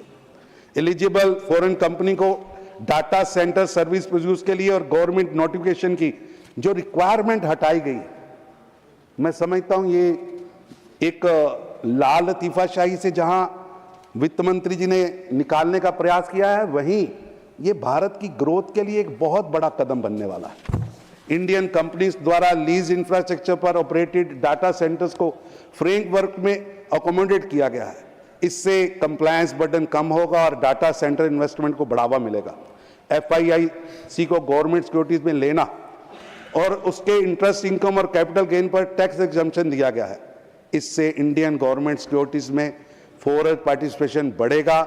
इससे बॉन्ड मार्केट को डीपन और इंडिया को कैपिटल मार्केट इकोसिस्टम मजबूत होगा। भारत का इकोसिस्टम इससे बहुत ज्यादा मजबूत होगा। बैंक और इंटरनेशनल सेटलमेंट्स को भी इस फ्रेमवर्क से एग्जम्पशन दिया गया है। मैं समझता हूं ये बहुत बड़ा कदम है। रफ डायमंड के माइनिंग, ट्रेडिंग, ब्रोकरेज, एग्रीगेशन और ऑक्शन के जुड़ी एलिजिबल फॉरेन कंपनियों को नोटिफाई स्पेशल जोन में टैक्स एग्जम्पशन दिया गया है। ये एक भारत का जो हीरा उद्योग है, उसके लिए एक बहुत बड़ा कदम है। और इस एग्जम्पशन को अब 31 मार्च 2041 तक बढ़ाकर भारत के वित्त मंत्री जी ने देश की जो डायमंड इंडस्ट्री है उसको विश्व की डायमंड इंडस्ट्री में सबसे आगे लाकर खड़ा कर दिया है, जिससे निश्चित रूप से Bharat global rough diamond trading hub बनेगा और मेरा भारत जो इस हीरे की मार्केट का हीरा बनकर सामने आएगा। Payment and settlement system act 2007 में अमेंडमेंट करके इलेक्ट्रॉनिक पेमेंट मोड्स में नोटिफाई करने की पावर को इनकम टैक्स एक्ट की स्पेसिफिक प्रोविजन से डीलिंक किया गया है। इसका उद्देश्य आउटडेटेड स्टैट्यूटरी रेफरेंसेस को हटाना और फ्यूचर पेमेंट टेक्नोलॉजी के ग्रेटर फ्लेक्सिबिलिटी को बढ़ाना है। डिजिटल पेमेंट लगातार इन्वॉल्व हो रही है, कानून को भी टेक्नोलॉजी के साथ इन्वॉल्व किया जा रहा है। सभापति जी, ये bill manufacturing and investment plus capital market और डिजिटल इंफ्रास्ट्रक्चर, इन चारों बिंदुओं को, मैन्युफैक्चरिंग, इन्वेस्टमेंट, कैपिटल मार्केट और डिजिटल इंफ्रास्ट्रक्चर, इसको एक स्ट्रेंथन भी करेगा और एक बड़े पिलर के रूप में काम भी करेगा। टैक्स पॉलिसी को केवल रेवेन्यू कलेक्शन का इंस्ट्रूमेंट ना मानकर इकोनॉमिक ग्रोथ और आज की दुनिया के अंदर भारत को किस तरह आगे बढ़ना है उसकी ओर जोड़ना, मैं समझता हूं ये ऐतिहासिक फैसला है। लॉन्ग टर्म एग्जम्पशन इंसेंटिव का उद्देश्य टारगेट सेक्टर्स में इन्वेस्टमेंट अट्रैक्ट करना, लार्जर इकोनॉमिक एक्टिविटीज को बढ़ाना, ये अपने आप में भारत के लिए एक बहुत बड़ी उपलब्धि है। माननीय सभापति महोदय, आदरणीय प्रधानमंत्री श्री नरेंद्र मोदी जी के नेतृत्व और मार्गदर्शन में भारत आज समस्याओं से नहीं समाधान की ओर बढ़ रहा है, समाधान से अवसरों की ओर बढ़ रहा है और अवसरों से विकसित भारत 2047 के संकल्प की ओर बढ़ रहा है। विकसित भारत 2047 का संकल्प अब केवल सरकार का संकल्प नहीं है, यह संकल्प अब केवल किसी नेता का संकल्प नहीं है, यह आज संकल्प पूरे भारत का संकल्प बना है। आज 140 करोड़ भारतीय विकसित भारत 2047 के लिए लगातार प्रयास कर रहे हैं और हर देश का युवा उस 2047 के विकसित भारत के प्रधानमंत्री के विजन को अपना विजन मानकर कदम दर कदम आगे बढ़ रहा है। मुझे पूरा विश्वास है जब 140 करोड़ भारतीय एक संकल्प को लेकर आगे बढ़ रहे हैं तो कोई भी चुनौती हमें विकसित भारत बनने से रोक नहीं सकती। विकसित भारत 2047 केवल लक्ष्य नहीं बल्कि आने वाली पीढ़ियों के लिए भारत के उज्जवल भविष्य के लिए प्रधानमंत्री श्री नरेंद्र मोदी जी द्वारा रखी गई एक आधारशिला है। भारत अब केवल भविष्य का इंतजार करने वाला देश नहीं है, भारत अपने भविष्य का निर्माण करने वाला देश है। और जब लक्ष्य विकसित भारत का है तो हर सुधार राष्ट्र निर्माण की दिशा में एक बड़ा कदम बन जाता है। कराधान व अन्य विधियां संशोधन 2026 भी इसी व्यापक राष्ट्र निर्माण की यात्रा में एक महत्वपूर्ण कड़ी है। इसलिए मैं इस विधेयक का पूर्ण समर्थन करता हूं और माननीय वित्त मंत्री बहन निर्मला जी को इस दूरदर्शी पहल के लिए हार्दिक बधाई देता हूं। उनके इस प्रयास में प्रधानमंत्री नरेंद्र मोदी जी के विकसित भारत 2047 के संकल्प का पूरा होने का एक माइलस्टोन के रूप में देखता हूं, मैं इसका समर्थन करता हूं। धन्यवाद। बहुत धन्यवाद। नेक्स्ट स्पीकर माननीय सदस्य Shri P Wilson, 5 minutes. Thank you, Chairman, sir. This Taxation and Other Laws Amendment Bill 2026 seeks to amend 3 acts: Amendment to Payment and Settlement Act 2007, Amendment to Income Tax Act 2005. Sir, shall I wait, sir? Honorable Finance Minister. Sir, I'll wait for Honorable Finance Minister, sir. नहीं, आप बोलिए ना। Honorable Finance Minister is not माननीय here. वित्त राज्य मंत्री जी बैठे हैं। Yes. नहीं, माननीय राज्य मंत्री जी मौजूद हैं। Yes. Madam, I can see you. I can see you. Yes.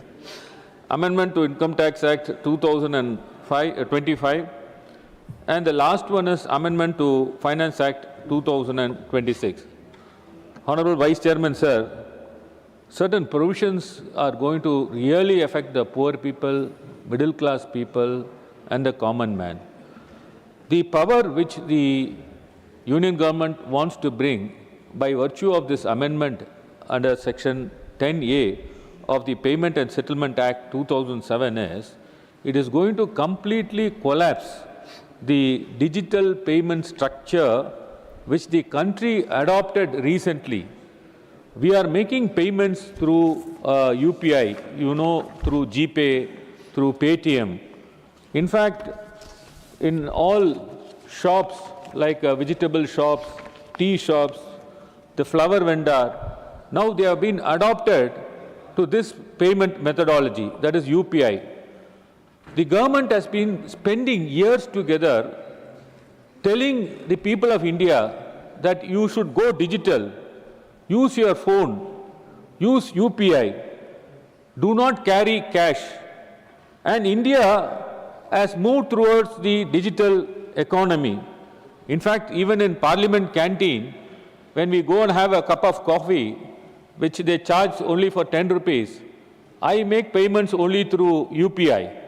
Whereas my friends will be having more than 500 or 600 rupees, they may give it. But what I'm saying is, this type of payment, people have adopted to this type of payment. Now, the vegetable, as I said, the vegetable vendors accepted UPI, tea shop accepts UPI, small hotels accepts UPI, auto driver accepts UPI, and now all of a sudden, when UPI has become a part of Indians, you bring this amendment and now you are going to levy tax for the usage of UPI. Now, what will be the tax which you are going to levy? We do not know. Honorable Finance Minister has to tell this August House that this provision is not going to be used against the common man, the poor man, who is going to use it for a small amounts, this payment of electronic methods, and they should not be unnecessarily charged through this payment. Tomorrow what will happen? All along you brought them through this payment digital methods. Now we are reversing back to the cash methods. They will avoid this digital payments. So therefore, Honorable Finance Minister who has come to this house has to tell that how far they are going to use it against the common man. The next one, no doubt we are not going to oppose against the foreign contribution or foreign investment in India. But the Honorable Finance Minister has to say that how far this foreign investment which you are going to give an exemption to the tax, how it will create jobs to the persons in India, how far they are going to make a value additions, and how far the public money which is going to be given as an exemption is going to be benefited for the people of this country. So to that extent, and how far it will affect the employment also in our country, to that extent the Honorable Finance Minister has to tell us. Now the Honorable Finance Minister has come here. I would only say that Tamil Nadu is contributing about 9% to the national GDP. So our population accounts for about 6% of total population. In fact, for every investment of 1 rupee, we are getting only 26 paise. But what is the problem today Tamil Nadu is facing? Sir, the Karnataka government is going to construct a Meghalaya dam. Sir, in fact, the then Chief Minister, Mr. M.K. Stalin, he wrote a letter on 4th of March 2026 requesting Karnataka government that not to construct the Meghalaya dam and ask for, I'll finish it, sir, I'll finish it. I'm coming in the point of tax only, sir. 30 minutes. Sir, I will conclude, sir, with respect to the tax. Sir, he has written letter and he has asked for a constitution of a tribunal. Sir, till today, the tribunal has not been constituted. Sir, when Tamil Nadu people are paying taxes to the union government, what is the difficulty in constituting a tribunal, sir? After all, they are asking for a constitution of a tribunal to solve this Meghalaya issues. When this tribunal is constituted... Next speaker, Mani Sadasya, Sri Subhashis Khuntia. Sir, mic, sir.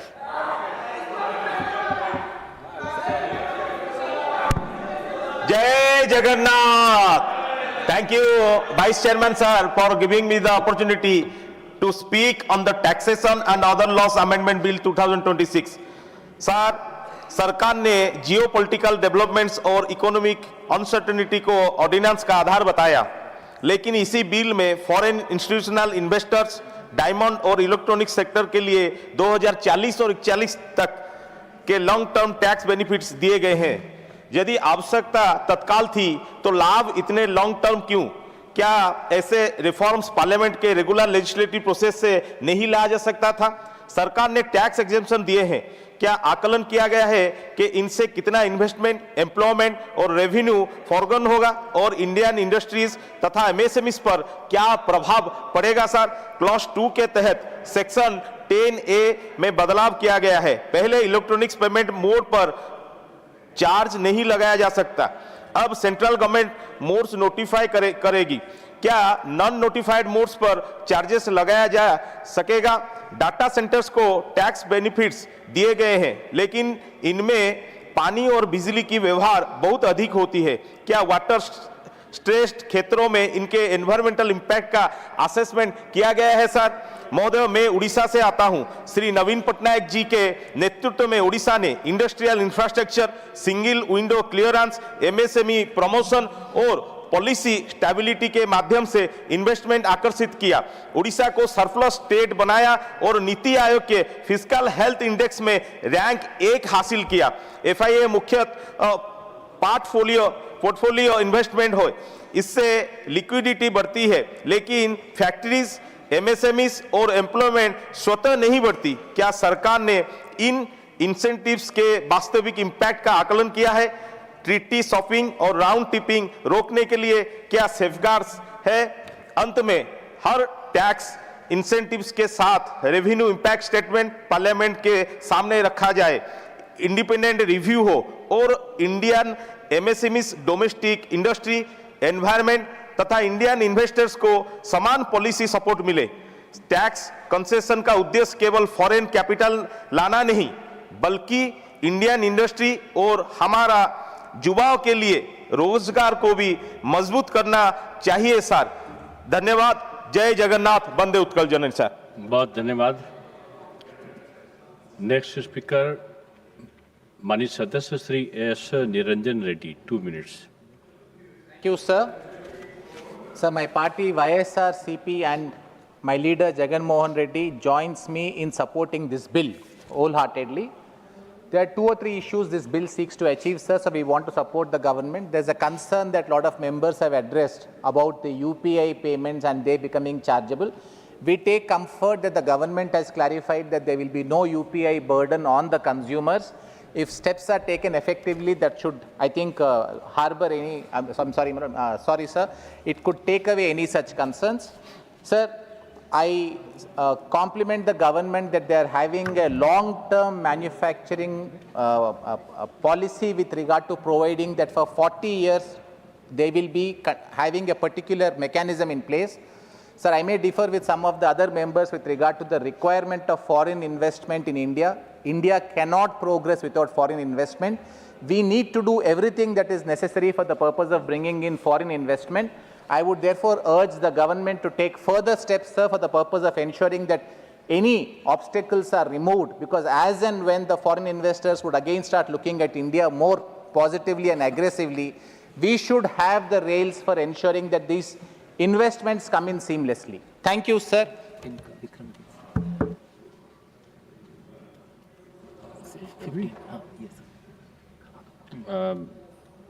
Next सदस्य माननीय doctor Vikramjit Singh Sahni.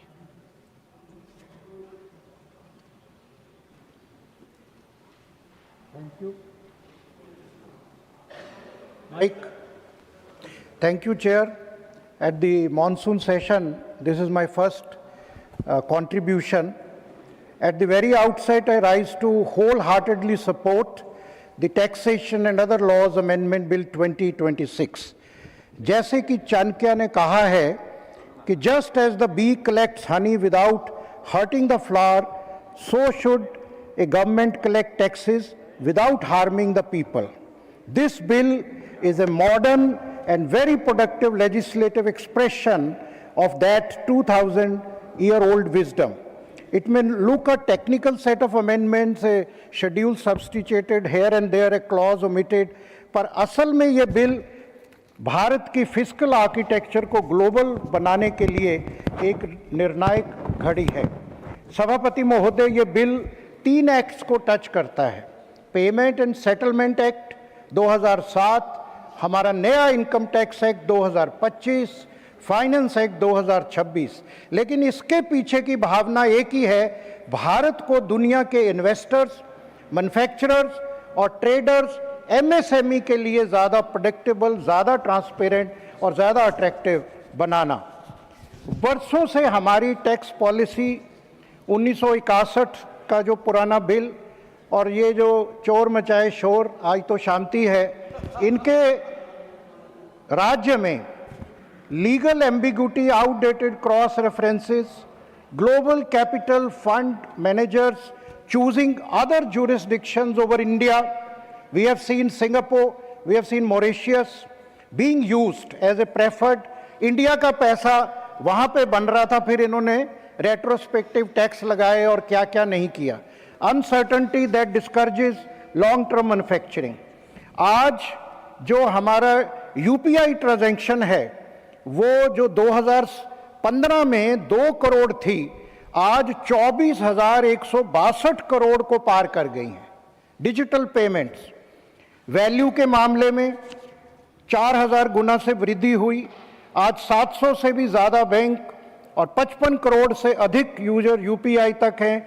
Government को हर नए इस amendment में हर नए digital payment mode को तुरंत मान्यता देने की ये शक्ति देता है ताकि कोई भी अगली क्रांति को कोई भी पुराना कानून रोक ना सके। मैं इसलिए वित्त मंत्री जी को बधाई देता हूं। दूसरा, ये बिल दुनिया के फंड मैनेजर्स को भारत में बुलाता है। जैसा कि मैंने कहा कि ये पहले सारा बिजनेस सिंगापुर, मॉरिशस, दुबई चला जाता था, अब नए शेड्यूल से ये साफ नियम देता है कि भारत से काम करो और बेफिक्र रहो। तीसरा, ये बिल हमारे मैन्युफैक्चरिंग और डायमंड ट्रेडर्स को एक दशक का भरोसा देता है। मोबाइल मैन्युफैक्चरिंग की छूट अब 2040-41 तक और रफ डायमंड्स की सेल जो एक इकोनॉमिक जोन में है उसको 2000 कर पे छूट 2041 तक दी गई है, क्योंकि कोई भी बड़ी कंपनी 1-2 साल के भरोसे पर अरबों का निवेश नहीं कर सकती। Chairman sir, tax laws alone cannot build an economy, vision does. Over the last 11 years, 12 years, under the leadership of Honorable Prime Minister Modi, India's tax and fiscal architecture have been transformed from an instrument of fear to instrument of growth. UPA सरकार के समय भारत की income tax 1961 60 साल से भी ज़्यादा पुरानी थी। 819 सेक्शन थे, 47 चैप्टर थे, 5,12,000 शब्द थे, 1200 प्रोविजन थे। अब क्या है, खाली 536 सेक्शन हैं। 47 चैप्टर की जगह there are only 23 chapters now, और शब्दों की संख्या भी आधी हो गई है।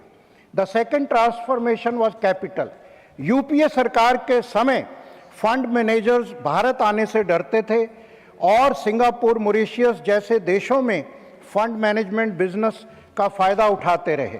आज मोदी सरकार ने और मैडम निर्मला सीतारमण जी के नेतृत्व में गिफ्ट सिटी ही एक देख लीजिए, आईएफएससी में 200 से अधिक फंड मैनेजमेंट एंटिटीज़ और 300 से अधिक फंड्स रजिस्टर हुए हैं हमारे गिफ्ट सिटी गुजरात में, जिनका एसेट्स अंडर मैनेजमेंट $23.5 बिलियन है। और उद्योग जगत का अनुमान है कि ये आंकड़ा 2030 तक $100 बिलियन तक जाएगा। This is the foresightedness and leadership. Third, UPA सरकार के दौरान भारत का गवर्नमेंट बॉन्ड मार्केट दुनिया के सबसे बड़े सॉवरेन डेट मार्केट में होकर भी वर्षों तक ग्लोबल बॉन्ड इंडिसेस में नहीं आया। ग्लोबल बॉन्ड इंडिसेस में हमारा बॉन्ड नहीं आता था। मोदी सरकार के प्रयासों से जून 2024 में भारत को जेपी मॉर्गन के government bond index emerging market में शामिल किया गया। ये भारत के लिए गर्व की बात है। पहली बार हुआ जिससे भारत में 20 से 25 बिलियन डॉलर के फॉरेन इनफ्लोज आएंगे और महीनों के भीतर ही फॉरेन पोर्टफोलियो इन्वेस्टर्स ने 20 बिलियन डॉलर से अधिक निवेश कर दिया, क्योंकि अभी वित्त मंत्री ने एफआईआईज को लेके भी एक बड़ी राहत दी है कि अगर वो गवर्नमेंट बॉन्ड्स में इन्वेस्ट करेंगे। मैन्युफैक्चरिंग में यूपी सरकार के समय मोबाइल फोन भारत के सबसे बड़े इंपोर्ट आइटम्स में से एक था। हर मोबाइल फोन इंपोर्ट होता था। सेमीकंडक्टर जैसी कोर टेक्नोलॉजी में भारत कहीं नजर नहीं आता था। आज पीएलआई स्कीम के कारण मोदी सरकार में मोबाइल फोन प्रोडक्शन 33 गुना बढ़ी है। 18,000 करोड़ से जो है 627 करोड़ तक हो गया। मोबाइल एक्सपोर्ट्स 165 गुना बढ़े, 1500 करोड़। और जो सेमीकंडक्टर मिशन के तहत 1,64,000 करोड़ के 12 प्रोजेक्ट किए। हमारे पंजाब में ही वित्त मंत्री जी ने सेमीकंडक्टर मोहाली को 4,500 करोड़ देके सेमीकंडक्टर लैब को मॉडर्नाइज करने का ऐलान किया। वाटर प्रोडक्शन कैपेसिटी को 100 गुना किया। ये अमेंडमेंट बिल मैन्युफैक्चरिंग एग्जम्पशन को 2040-41 तक बढ़ाकर इस मैन्युफैक्चरिंग और सेमीकंडक्टर रेवोल्यूशन में एक रेवोल्यूशन लाएगा। अंत में जो हमारे भारत दुनिया में 15 में से 14 डायमंड्स को कट करता है और फिर भी रफ डायमंड ट्रेडिंग में हमारा Surat diamond bourse special notified area भी टैक्स अनसर्टेनिटी के कारण 60% रफ डायमंड दुबई और अन्य देशों में बाहर की कंपनियों को भेजा जाता था। लेकिन अब फॉरेन माइनिंग कंपनीज को जो स्पेशल नोटिफाइड जोन में रफ डायमंड निकालेंगे, बेचेंगे, उनको भी इस अमेंडमेंट बिल में 2041 तक टैक्स एग्जम्पशन देकर भारत को डायमंड कटिंग पॉलिशिंग हब ही नहीं बल्कि एक सच्चा ग्लोबल ट्रेडिंग हब बनाने का रास्ता खोल दिया गया है। सभापति महोदय, ये टैक्सेशन खाली अमेंडमेंट बिल नहीं है, ये मोदी सरकार की उस सोच का विस्तार है जो मानती है कि एक simple, predictable, globally integrated tax system विकसित भारत की नींव है। 2014 से अगर मैं गिनाने चलूं, समय नहीं है कि कैसे कैसे टैक्स को रिड्यूस किया गया, पर्सनल को, हाउस होल्ड को, लो इनकम ग्रुप्स को, कॉरपोरेट को, सब में बहुत जो है उसको कम किया गया सहूलियत के लिए। जो कानून पहले फियर, क्रिमिनलाइजेशन, लिटिगेशन के प्रतीक थे, आज वही कानून ट्रस्ट, इन्वेस्टमेंट के माध्यम बन गए हैं। जो कैपिटल पहले भारत से बाहर जाता था, वो आज वो भारत में आने का रास्ता खोज रहा है। आज भारत की टैक्स पॉलिसी मजबूत ही तो है, भारत की इकॉनमी भी मजबूत है। टैक्स पॉलिसी सिंप्लीफाई होगी तो इन्वेस्टमेंट बढ़ेगा। So today we are not just amending this historical income tax laws and various benefits inter alia available to our business and industry. We are building the fiscal foundation of Fixed Bharat. Jai Hind. Thank you. धन्यवाद। Next माननीय सदस्य doctor M Thumbay दुरे, 2 minutes. Thank you, Honorable Vice Chairman, sir. I support this bill brought by Honorable Finance Minister. Sir, this bill seeks to amend the Payment and Settlement System Act 9/2007, the Income Tax Act 2025, and the Finance Act 2026. It also seeks to replace the Income Tax Amendment Ordinance 2026 with the Act of Parliament. The government has stated that these measures are necessary in view of the global economic uncertainty, disruption, international trade and supply chains, and the need to provide great tax certainty, sir. I want to raise one point, sir. Honorable Minister, DMK Minister Honorable Vincent spoke about criticism of this bill and also global investment said. I want to know from Honorable Finance Minister, during the DMK period, Stalin visited, former chief minister, visited so many places, global event there. How much money brought for the investment here and benefited Tamil Nadu? Because he's a finance minister, he can explain that, what kind of thing they have done. Because during the DMK period, the whole economy of the Tamil Nadu gone very bad. Nearly 10 lakh crores of loan borrowed crores of rupees, but the economic condition of Tamil Nadu is very bad condition. But he is criticizing certain things. And also same, sir, the aspersions he made. Because once he said, because some 5 rupees something is giving for getting coffee, but we are having 500 rupees. What about, he thinks about we are very poor, they are poor people, we are rich people. It's the aspersion of the members of other members. It's a member speaking about criticizing that this system and the digital system. He is telling about that other members having 500 rupees, 600 rupees like that. If you are saying 50 rupees something you are telling, this is the way aspersion is making on the members me. Said it's a privilege I'm telling. You must not criticize the other members. You may be poor or rich, but how can you criticize other members? You are having so much of money, but he is having giving a small amount. This is the bill. You spoke about that. That is why I'm speaking. How can you criticize other members? Members' attitude always like this, sir. Thank you very much. धन्यवाद। माननीय सदस्य Shri Sanjay Singh ji, 2 minutes. धन्यवाद मान्यवर, आपने इस महत्वपूर्ण bill pay मुझे अपनी बात कहने का मौका दिया। मान्यवर, मैं इस बिल के विरोध में अपनी बात कहने के लिए खड़ा हुआ हूं और इस बिल का विरोध इसलिए कर रहा हूं कि आप इस बिल को अगर एक लाइन में कहना चाहें तो लौट के बुद्धू घर को आए वाला बिल है ये। मान्यवर, पहले आपने कहा डिजिटल इंडिया होना चाहिए, सारा व्यापार डिजिटली करिए, छोटे छोटे पेमेंट आप डिजिटली करिए। प्रधानमंत्री जी गर्व से कहते हैं वो चाय वाले हैं, लेकिन इस बिल के माध्यम से चाय वाला, सब्जी वाला, समोसे वाला, ठेले वाला, ऑटो वाला, टैक्सी वाला, रिक्शा वाला, सबका व्यापार आप चौपट कर रहे हैं। क्या कह रहे हैं आप इस बिल के अंदर? आप इस बिल में कह रहे हैं कि यूपीआई से जब आप पेमेंट करेंगे तो जो व्यापारी होगा, जो व्यापार कर रहा होगा, जिसके खाते में आप पैसा डालेंगे, उसके ऊपर हम टैक्स लगाएंगे। क्यों लगाएंगे आप टैक्स? छोटे छोटे व्यापार, सब्जी वाले पे, चाय वाले पे आप अतिरिक्त भार डालने जा रहे हैं। और देश के अगर मान लीजिए आप उनके ऊपर भार डालने जा रहे हैं, वो किसी उपभोक्ता का रिश्तेदार तो है नहीं मान्यवर। घुमा फिरा के वो अपने सामानों का दाम बढ़ाएगा, जिसका खामियाजा लोगों को भुगतना पड़ेगा, जिनके ऊपर टैक्स के बढ़ने के कारण महंगाई बढ़ेगी। तो ये दो तरह से मार करने वाला टैक्स है, नंबर एक। दूसरी बात, ये बिल लाया किन परिस्थितियों में गया है, ये देश को जानना जरूरी है। 31 मार्च 2026 को जो यूनाइटेड स्टेट्स ट्रेड रिप्रेजेंटेटिव्स है, यूएसटीआर, इसने आपत्ति जताई कि हिंदुस्तान में यूपीआई पर जीरो टैक्स की वजह से हम लोग बर्बाद हो रहे हैं।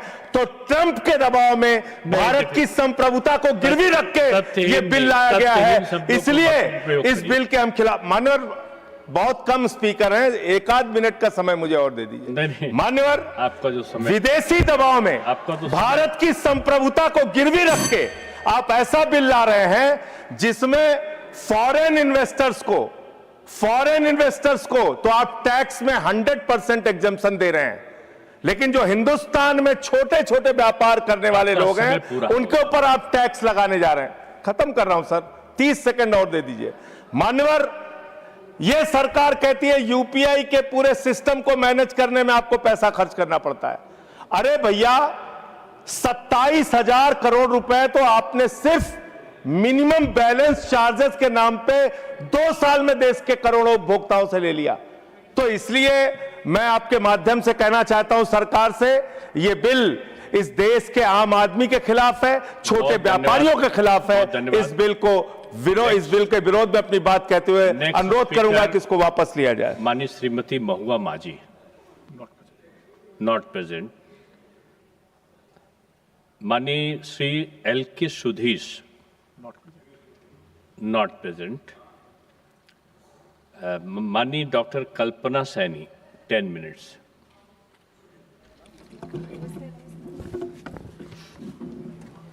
माननीय उपसभापति महोदय, मैं आयकर संशोधन विधेयक 2026 के समर्थन में इस सदन में बोलने के लिए खड़ी हुई हूँ।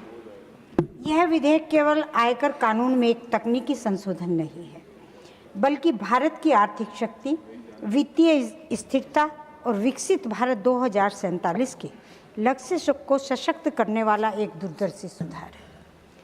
माननीय उपसभापति महोदय, आज पूरी दुनिया आर्थिक अनिश्चितता, भू राजनीतिक तनाव और पूंजी के तेजी से होने वाले प्रवाह एवं बहिर्गमन का सामना कर रही है।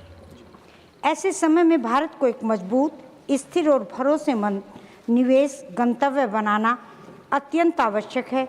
यही कार्य यह विधेयक करता है। इस विधेयक के अंतर्गत 1 अप्रैल 2026 से विदेशी संस्थागत निवेशकों तथा bank for international settlements (BIS) को भारतीय सरकारी प्रतिभूतियों पर मिलने वाले ब्याज पर 20% विद होल्डिंग टैक्स तथा पूंजीगत लाभ कर से छूट प्रदान की गई। इसमें भारत के सरकारी ऋण बाजार में निवेश की बाधाएं समाप्त होंगी और दीर्घकालिक विदेशी निवेश को बढ़ावा मिलेगा। माननीय महोदय, यहाँ मैं कुछ महत्वपूर्ण आंकड़े सदन के सामने रखना चाहती हूँ। वर्ष 2004 में विदेशी संस्थागत निवेशकों के लिए भारत के सरकारी ऋण बाजार में निवेश की सीमा मात्र 175 बिलियन अमेरिकी डॉलर थी। वर्ष 2010 तक यह बढ़कर केवल 10 बिलियन अमेरिकी डॉलर ही पहुंच सकी, लेकिन उस दौरान विदेशी निवेश को आकर्षित करने वाली कर व्यवस्था में कोई बड़ा सुधार नहीं किया गया। परिणाम स्वरूप भारत लंबे समय तक वैश्विक बांड बाजारों में अपनी पूरी क्षमता का लाभ नहीं उठा पाया। माननीय महोदय, प्रधानमंत्री श्री नरेंद्र मोदी जी के नेतृत्व में वर्ष 2020 में FAR प्रारंभ किया गया। इसके परिणाम स्वरूप भारत को JP Morgan, JBI EM index, Bloomberg EM local currency index तथा FISE result emerging market index जैसे प्रमुख वैश्विक सूचकांकों को स्थान मिला। अब यह विधेयक भारत के लिए ग्लोबल एग्रीगेट इंडेक्स में शामिल होने की संभावना को भी मजबूत करता है। इससे वैश्विक निवेशकों का विश्वास बढ़ेगा और भारत के सरकारी बॉन्ड बाजार को नई मजबूती मिलेगी। माननीय महोदय, इस सुधार का एक बड़ा लाभ यह होगा कि रुपया अधिक स्थिर रहेगा। जब दीर्घकालिक विदेशी निवेश बढ़ेगा, तब विदेशी मुद्रा का प्रवाह बढ़ेगा, जिससे वैश्विक अस्थिरता के समय रुपये पर पड़ने वाला दबाव कम होगा और भारत की व्यापक आर्थिक स्थिरता मजबूत होगी। यह विधेयक केवल सरकारी प्रतिभूतियों तक सीमित नहीं है, इसका लाभ देश के उद्योगों और MSME क्षेत्र को भी मिलेगा। जब सरकार को विदेशी निवेश से अधिक पूंजी उपलब्ध होगी, तब घरेलू बचत पर दबाव कम होगा और निजी उद्योगों के लिए सस्ता ऋण उपलब्ध होगा। इससे निवेश बढ़ेगा, रोजगार बढ़ेंगे और आर्थिक विकास को नई गति मिलेगी। माननीय महोदय, इस विधेयक का एक और महत्वपूर्ण पहलू यह है कि सेवरिन ग्रीन बॉन्ड्स को भी इसका लाभ मिलेगा। इससे पर्यावरण अनुकूल परियोजनाओं में वैश्विक ESG निवेशकों की भागीदारी बढ़ेगी और भारत के हरित विकास अभियान को गति मिलेगी। माननीय महोदय, दस्तावेजों में यह भी उल्लेख किया गया है कि संस्थागत अनुमानों के अनुसार इस सुधार से अगले लगभग 1.5 वर्ष में 80 बिलियन अमेरिकी डॉलर तक का दीर्घकालिक वैश्विक निवेश भारत में आकर्षित हो सकता है। यदि ऐसा होता है तो यह भारत की अर्थव्यवस्था, अवसंरचना विकास और वित्तीय स्थिरता के लिए अत्यंत महत्वपूर्ण सिद्ध होगा।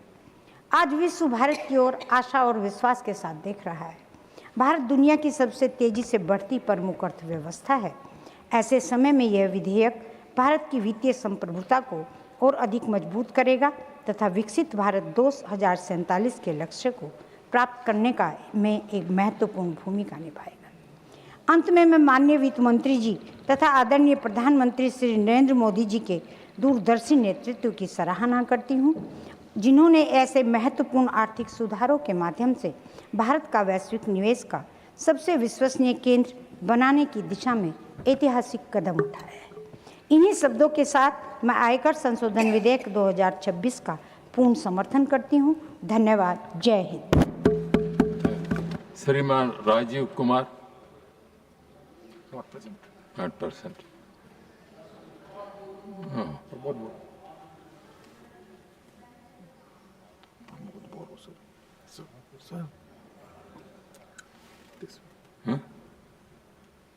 श्रीमान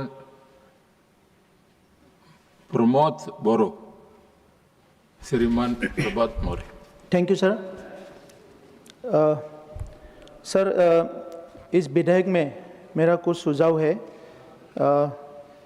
मेरे पार्टी यूपीपीएल की तरफ से मैं ये बिल को समर्थन करता हूँ। ये वो बिल भारत के एक परिवर्तन लाने वाले बिल है सर। आर्थिक स्थिति में आने वाले समय में मेरा कुछ ही सुझाव है सर इस बिल में। I support the decision to provide exemption to foreign institutional investors and the Bank for International Settlements from taxes on interest as well as capital gain from investment in government securities, which at present is the tax at 20% and 12.5% respectively. However, I would like to urge the government of India to work towards simplifying the complex compliances frameworks faced by such investors from regulators. Sir, दूसरा point है sir, easing conditions for foreign cloud service providers. The decisions to remove the condition that only those foreign companies notified by central government providing data center services will be exempted from taxes on income acquiring from procuring such service is a welcome step. Next, sir, I would like to urge the government of India to develop an integrated framework for renewable energy infrastructure with the proposed creation of data centers to account for reduction in carbon emissions in the long term. Sir, my next point is providing tax exemption for key industries. The new bill extends income tax exemption for foreign companies supplying capital goods, tooling and machinery to domestic Indian contract manufacturers, along with extension of exemption until 2040-41 is a welcome step. I would like to urge the government to consider calibrated implementation of such measures, just a second sir, for labor-intensive sectors like textile, handicrafts, tourism, which contribute significantly to the employment. Thank you, sir. Next, Srimati Rekha Sharma. Sir, Mike. Thank you, Honorable Deputy Chairman, sir. I rise in support of the Taxation and Other Laws Amendment Bill 2026. Today, I do not wish to speak in sections, schedules, or complicated tax terminology. Laws are not only for the lawyers, chartered accountants, or tax experts. They are also for ordinary citizens who work in the offices, run small businesses, make investment, sets up factories, and honestly pays taxes. For me, the most important aspect of this bill is that our government, under the leadership of Prime Minister Modi, does not treat taxation merely a tool for revenue collection. Our tax policy is also economic policy, investment policy, and also employment policy. And ultimately, it is about common Indian who needs jobs, businesses, opportunities, and system where government is not an obstacle but a facilitator. So I want to make one thing very clear. Our earlier income tax was of 1961, old, redundant, and useless. The decades, the governance and taxation system carried an old administrative mindset, complicated laws, difficult language, too many conditions, too many approvals and unnecessarily friction between taxpayer and the state. Under the leadership of Honorable Prime Minister Shri Narendra Modi, a major shift has taken place in recent years. The role of government is not to suspect the citizen, but to trust the citizen. What does the common citizen gain? Let me explain this in very simple terms. When investment comes into India, factories will be set up. When factories are set up, jobs will be created. When manufacturing grows, our youth will get opportunities. When infrastructure investment increases, roads, warehouses, commercial spaces, and projects like will expand. And when global companies choose India as their manufacturing and management base, then India will no longer remain just a market. India is becoming a global manufacturing and investment hub. That is the larger vision of this bill, making India a global investment destination. Earlier, eligible investment funds had many complicated conditions. How many investors must be there? How much one investor can invest? What should be the corpus? And in which entities investment can be made? There were multiple restrictions. This bill rationalized those conditions. This message is very clear. If you are a genuine global investor and want to operate transparently, India welcomes you. We do not want to keep capital outside and count paperwork. We want capital to come, enterprises to come, employment to come, and growth to happen in India. Today, from mobile phones to semiconductors, the world is rethinking supply chains. India has a historic opportunity. This bill provides for exemptions under specified conditions for income related to foreign companies, places component in custom bond warehouses and supplying them to Indian contract manufacturers for electronic production for a period of 15 years up to 31st March 2041. In simple language, it means components will come to India, manufacturing will happen in India, and jobs will be created for our youth. This is not just a tax concession. It is a tool to connect Make in India with global supply chains. India is one of the largest diamond processing centers in the world. Our artisans cut and polish diamonds, but a large part of global rough diamonds trade has historically been routed through other international centers. Now, eligible foreign companies dealing in rough diamonds in special notified zones are being given exemption on specified income for 15 years up to 31st March 2041. Our objective is simple. The diamond processed in India should also be traded and valued from India. If Skill India is ours, then opportunity must be ours. Today, infrastructure is not built only through government budgets. This bill removes an anomaly related to dividend taxation for business trust unit holders.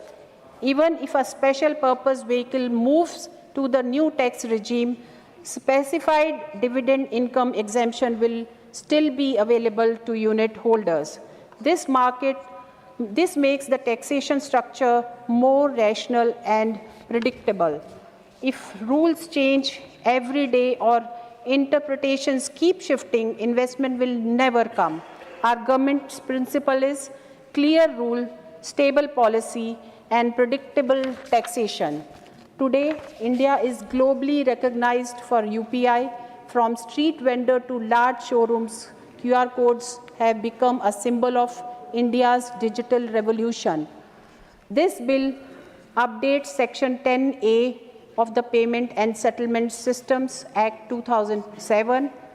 Earlier, it referred to a specific section of Income Tax Act 1961. Now, the central government will have flexibility to notify electronic payment modes where no charges can be imposed on payers or receiver by bank or system providers. In simple terms, the law is being made more flexible so that it can adapt to evolving digital technologies. Digital India cannot be static, and therefore its laws can't be static either. Sir, it is not just a tax bill. As I see this bill in 3 words: trust, certainty, growth. Trust in the taxpayers, certainty for the investor, growth for the nation. Sir, with this, I would like to again wholeheartedly support this bill and must congratulate Honorable Minister Nirmala Sitharamanji for getting this bill 2026. Thank you so much, sir. Sriman Santosh Kumar, not present. Sriman Ravi Chandra Vadiraju. Thank you, sir. Deputy Chairman, sir. Sir, I rise to participate in the discussion on the taxation and other laws amendment bill 2026, sir. At the outset, I acknowledge that the bill seeks to provide a greater tax certainty, encourage investment, strengthening domestic manufacturing, and improve India's competitiveness as an investment destination, sir. The proposed amendments relating to the foreign investment, electronics manufacturing, and the taxation framework for REITs and INVATs are intended to remove ambiguities and improve the ease of doing business, sir. However, while promoting investment is important, Parliament and must also ensure that tax reforms are equitable, transparent, and beneficial to the broader economy, sir. Sir, PRS legislative research has consistently observed that the taxation laws should provide clarity, minimize litigations, and ensure the predictability for taxpayer. Frequent amendments through ordinance followed by the legislations, and should remain an exemption rather than the norm, because stability in tax policy is as important as the incentives themselves, sir.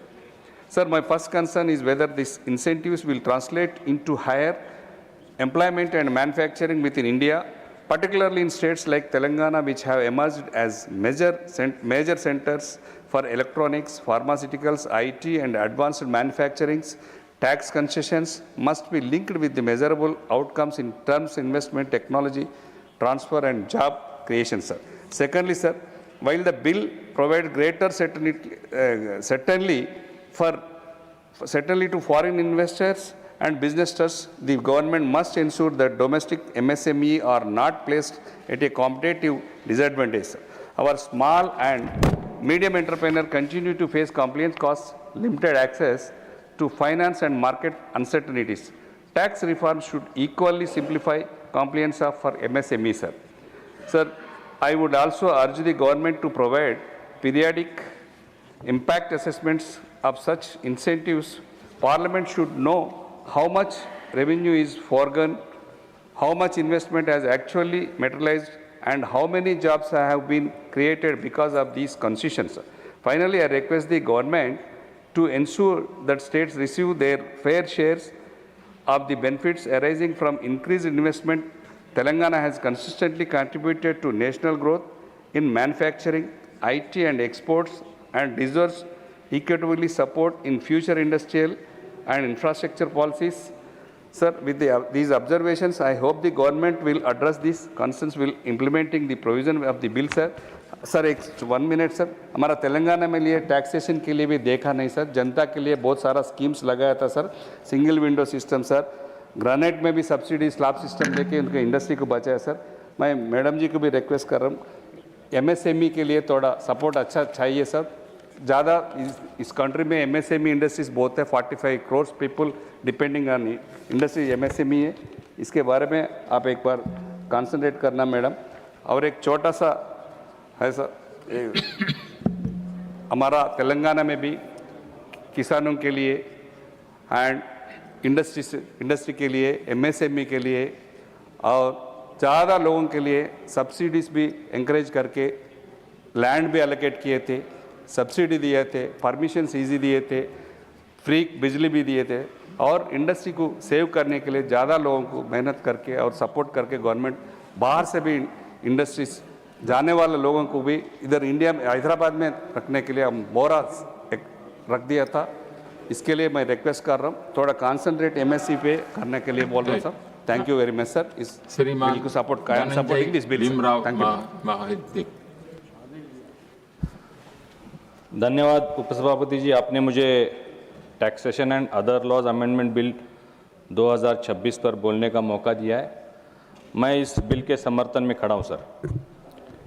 माननीय उपसभापति जी, कोई भी देश तभी मजबूत होता है जब उसकी अर्थव्यवस्था मजबूत होती है, जब दुनिया भर का निवेश उस पर भरोसा करता है और जब उसका आम नागरिक सरलता से बिना डर के अपना कारोबार कर पाता है। आज जो विधेयक हमारे सामने है वह इसी सोच को आगे बढ़ाने वाला विधेयक है सर।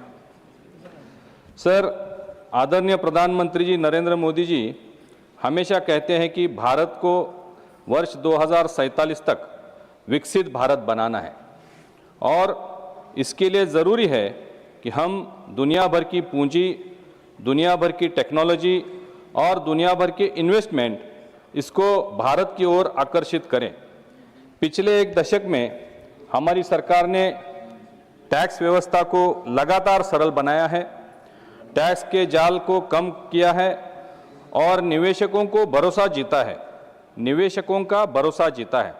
जैसे सर 2014 से लेकर अब तक कई बार टैक्स में रिफॉर्म्स लाए गए हैं। 2014 से पहले पर्सनल टैक्स में जो टैक्स लगता था 2 लाख के ऊपर कोई भी इनकम होता था तो उस पर टैक्स लगता था। आज हमारे आदरणीय प्रधानमंत्री जी और हमारे वित्त मंत्री निर्मला जी ने उसको 12 लाख तक बढ़ाया है सर। एक परिवार में अगर 2 व्यक्ति काम करते हैं तो 12 लाख और 12 लाख 24 लाख जो टैक्स फ्री मिलता है, आप समझ सकते हैं कितना लाभ इस परिवार को मिलता होगा। कॉरपोरेट लॉज में भी, इनकम टैक्स में भी सरलता लाई है, कंपनी टैक्स में भी सरलता लाई है और यही कारण है सर कि जिससे आज भारत दुनिया की सबसे तेज बढ़ती अर्थव्यवस्था है। सर, ये विधेयक भी इसी यात्रा की एक और कड़ी है। यह हमारी सरकार की उसी सोच को आगे बढ़ाता है जिसमें कहा गया है कि नीति में स्थिरता और टैक्स व्यवस्था को सरलता और इन्वेस्टमेंट को भारत में इन्वेस्ट करने में कोई हिचक ना हो, इसके लिए विधेयक बहुत महत्वपूर्ण है। सर, जब बाजार में किसी बदलाव की ज़रूरत महसूस होती है तो हमारी सरकार ने फाइलों में समय बर्बाद नहीं किया, तुरंत अध्यादेश के जरिए फैसला लागू किया और अब उसे संसद में विधिवत कानून का रूप दिया जा रहा है।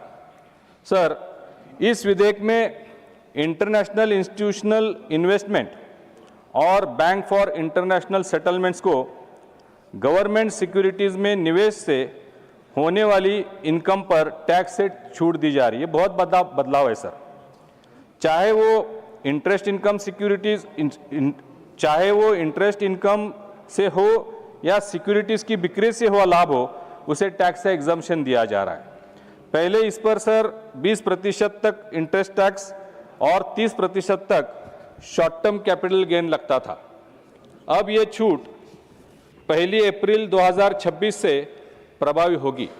इसका सीधा फायदा यह होगा कि दुनिया भर की पूंजी इन्वेस्टमेंट भारत की गवर्नमेंट सिक्योरिटीज़ में और ज़्यादा भरोसे के साथ आएगा, जिससे हमारी सरकार को विकास कार्यों के लिए सस्ती दर पर कैपिटल मिल सकेगा और रुपये जो हमारा भारतीय रुपया है उसको भी मजबूती मिलेगी सर। महोदय सर, हमारे देश में सूरत जैसे शहर दुनिया के हीरे उद्योग की धड़कन है, जहां लाखों कारीगर परिवार अपनी रोजी रोटी कमाते हैं। यह विधेयक अधिसूचित विषय क्षेत्र में कच्चे हीरों की बिक्री से जुड़ी विदेशी कंपनियों की इनकम टैक्स से मुक्तता कराता है सर, जिससे बड़ी हीरा खनन कंपनियां और व्यापारी भारत में ही अपना कारोबार केंद्रित करेंगे।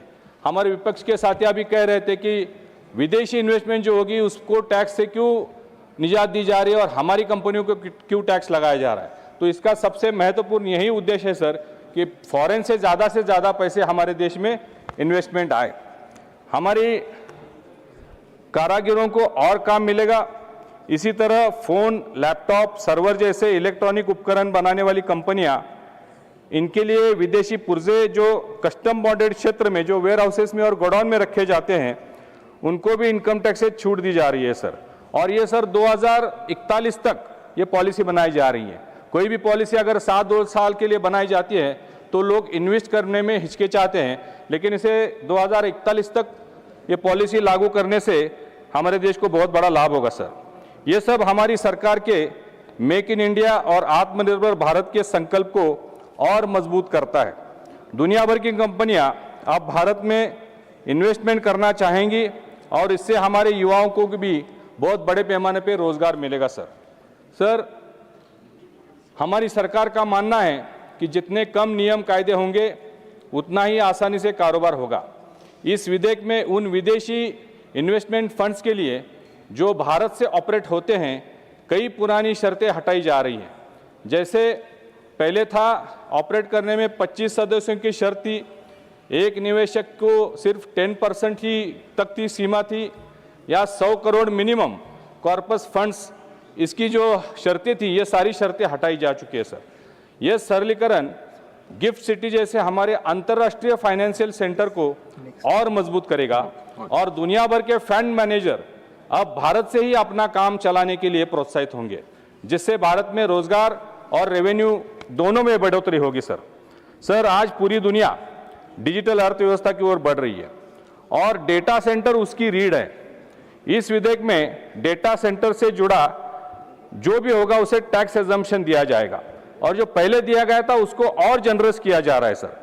सरकार से अलग नोटिफिकेशन की शर्त अब हटाई गई है और डेटा सेंटर किसी भारतीय कंपनी द्वारा किराए पर लेकर ऑपरेट किए जाते हैं, उन्हें भी ओनरशिप राइट जैसे टैक्स में एग्जम्पशन मिल रहा है सर।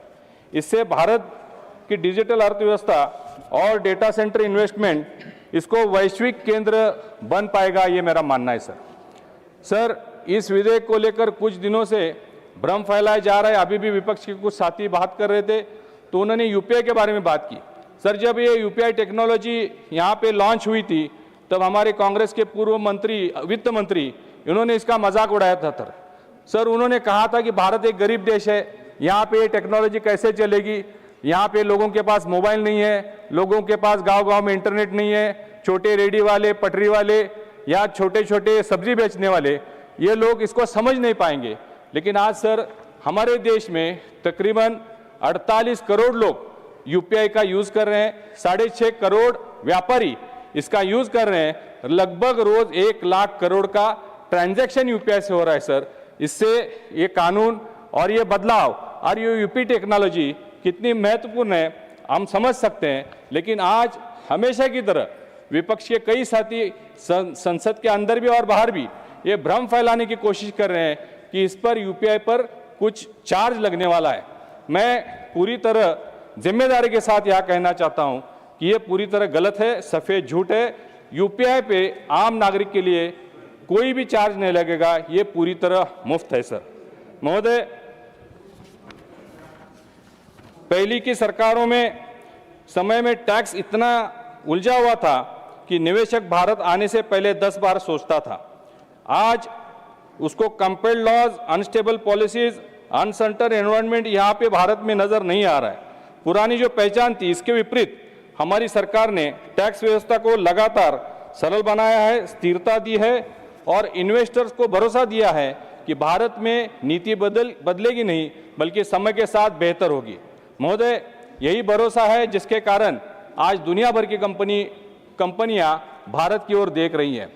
आदरणीय सभापति जी, उपसभापति जी, यह विधेयक इन्वेस्टमेंट को प्रमोट करता है, हमारे मैन्युफैक्चरिंग क्षेत्र को मजबूत करता है, डिजिटल अर्थव्यवस्था को गति देता है और साथ ही आम नागरिक के हित की रक्षा भी करता है।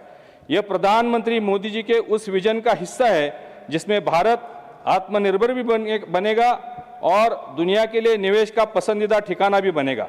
मैं इस सदन के सभी माननीय सदस्यों से अनुरोध करता हूं कि इस विधेयक का समर्थन करें ताकि भारत की अर्थव्यवस्था और मजबूत हो, हमारे युवाओं को रोजगार मिले और विकसित भारत का सपना जो हमारे प्रधानमंत्री आदरणीय मोदी जी ने देखा है उसे हम जल्द साकार कर सके। इन्हीं शब्दों के साथ मैं इस बिल का पूरी तरह समर्थन करते हुए अपनी बात समाप्त करता हूं। धन्यवाद। जय हिंद, जय Maharashtra. Secretary General, message from Lok Sabha, Secretary General. Sir, with your kind permission, I rise to report that the Lok Sabha at its sitting held on the 10th of August 2026 passed the Tribunals Reforms Bill 2026. I lay a copy of the said bill on the table. Thank you. Shriman Vijay Sindhe Kahyala. Honorable Deputy Chairman, sir, I rise today to support the Taxation and Other Laws Amendment Bill 2026 on behalf of the Telugu Desam Party. Mahoday, at first glance, this may appear to be a bill making changes to different tax provisions, but if we look at it more closely, there is one common idea running through all of them.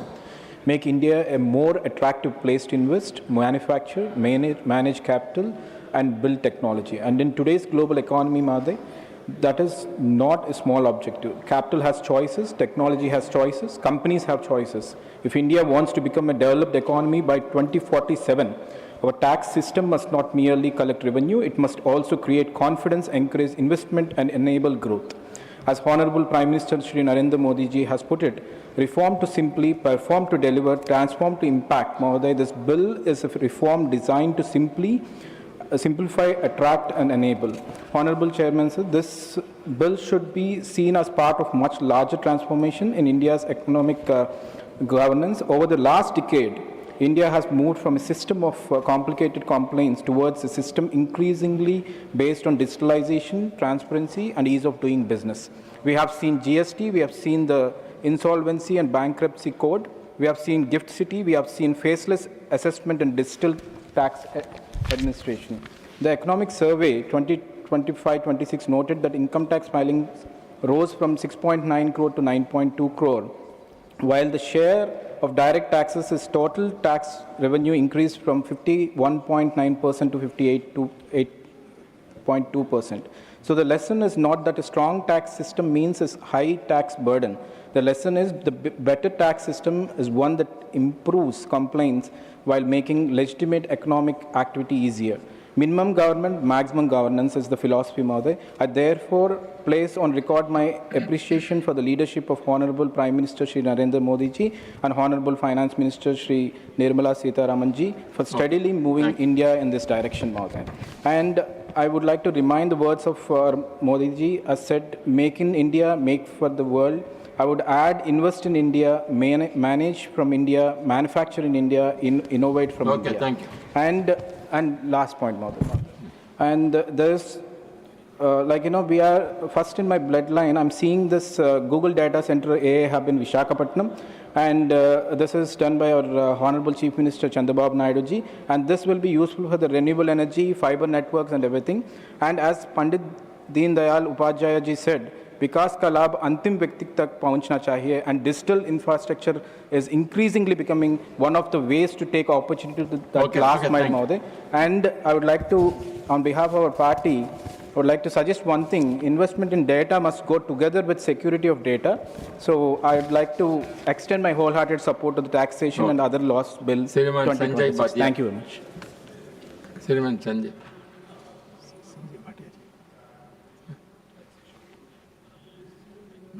Not present. Shriman Baburam Nishat.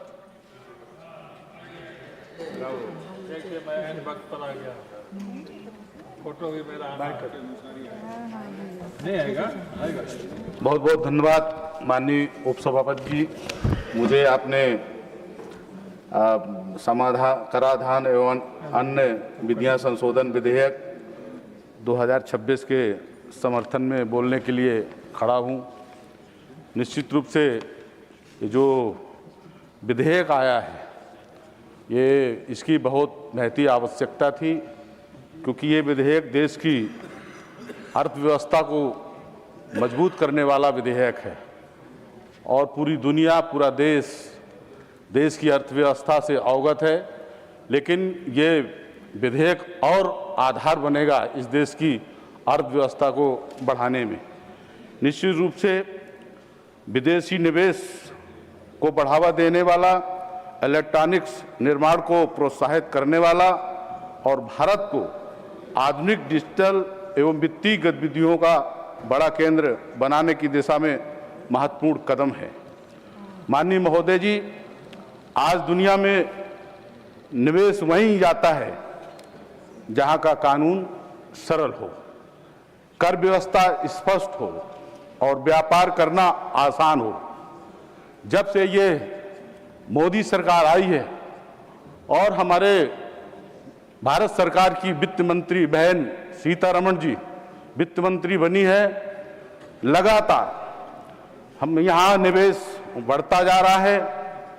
कानून ऐसे पड़े थे जो उलझे हुए थे, लोग व्यापार करने में सरलता सहजता नहीं महसूस कर पा रहे थे, न कर पा रहे थे।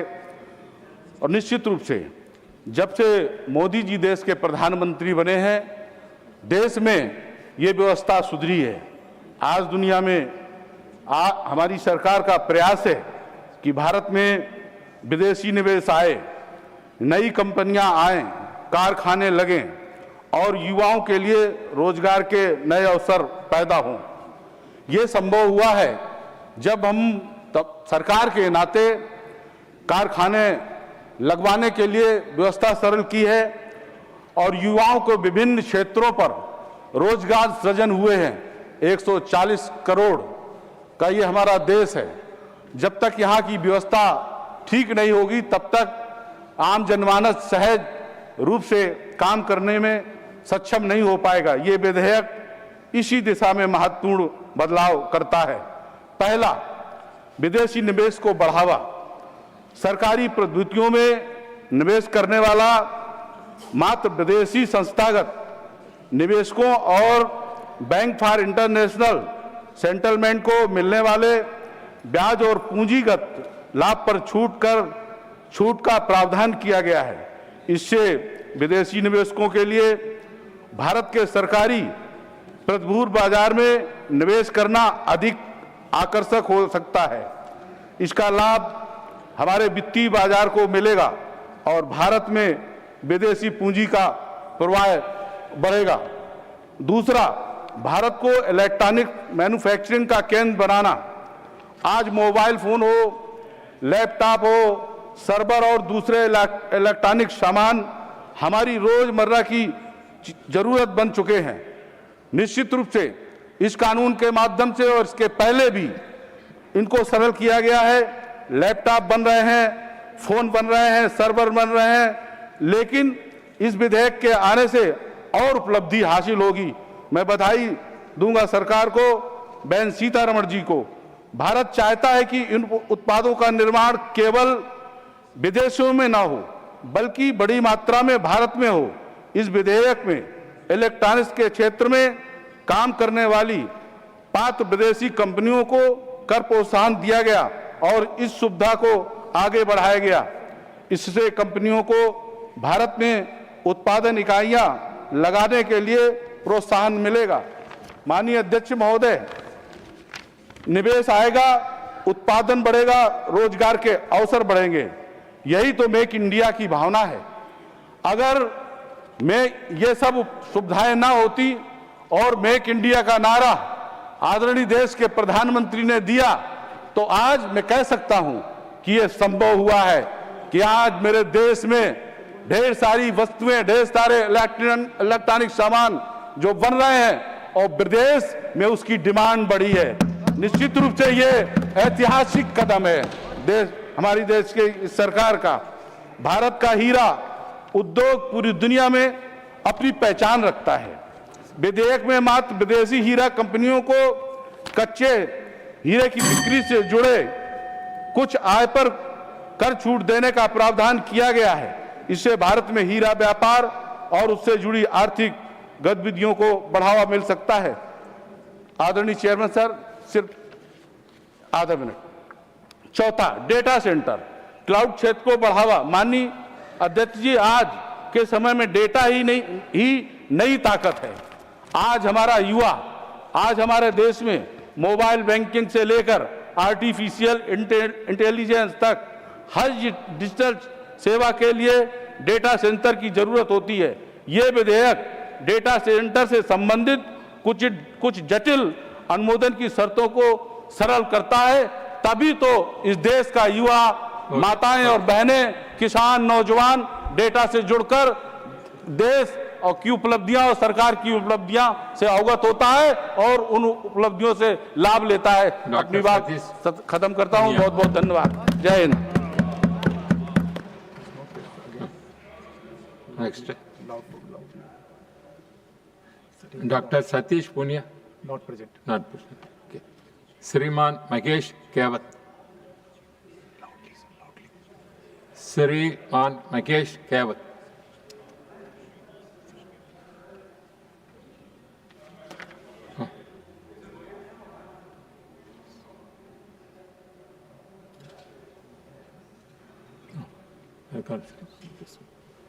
हाँ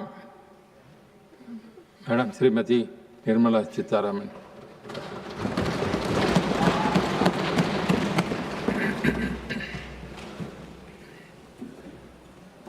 Thank you, sir.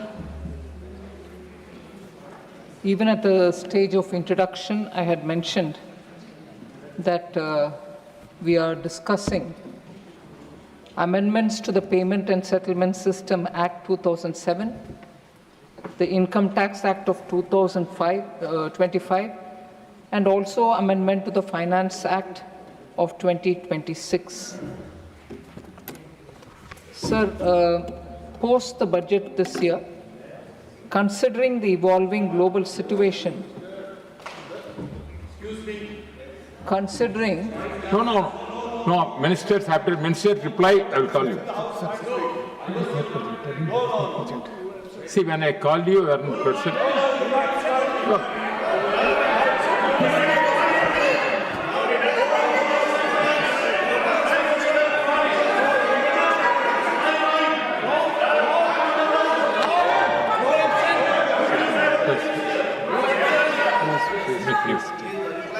Please take your seat.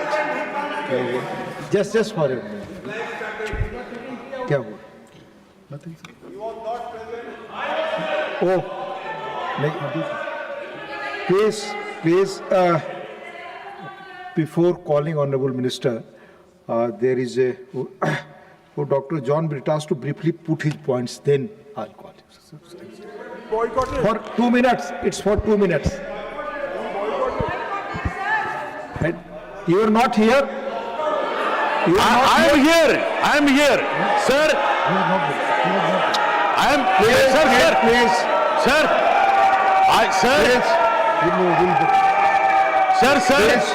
sir. Please don't deny the right of a member who have moved a motion. You are doing the wrong thing. John Britas ji, and all these 10 courts are more into. John Britas ji, please. Yes. 1 minute. Honorable members, there is one direction by chairman, the then chairman. It's of, I think, 1974. On the same issue, when the mover was not present in the house. Please, as they are telling you are not there. After calling down to reply, please, I'll come to you. Just, I'll come to you. But first, let me read the direction of the chair. I cannot restrain myself from observing that the mover of the resolution is not present here, nor anyone who appended their names to the resolution is present here. As the opposition wants the ministers to be present, when somebody moves a resolution, he should also be present to hear the debate. This is the ruling. Even then, briefly, in 2 minutes you put the point. Please. Thank you very much, sir. Thank you very much, sir. Please.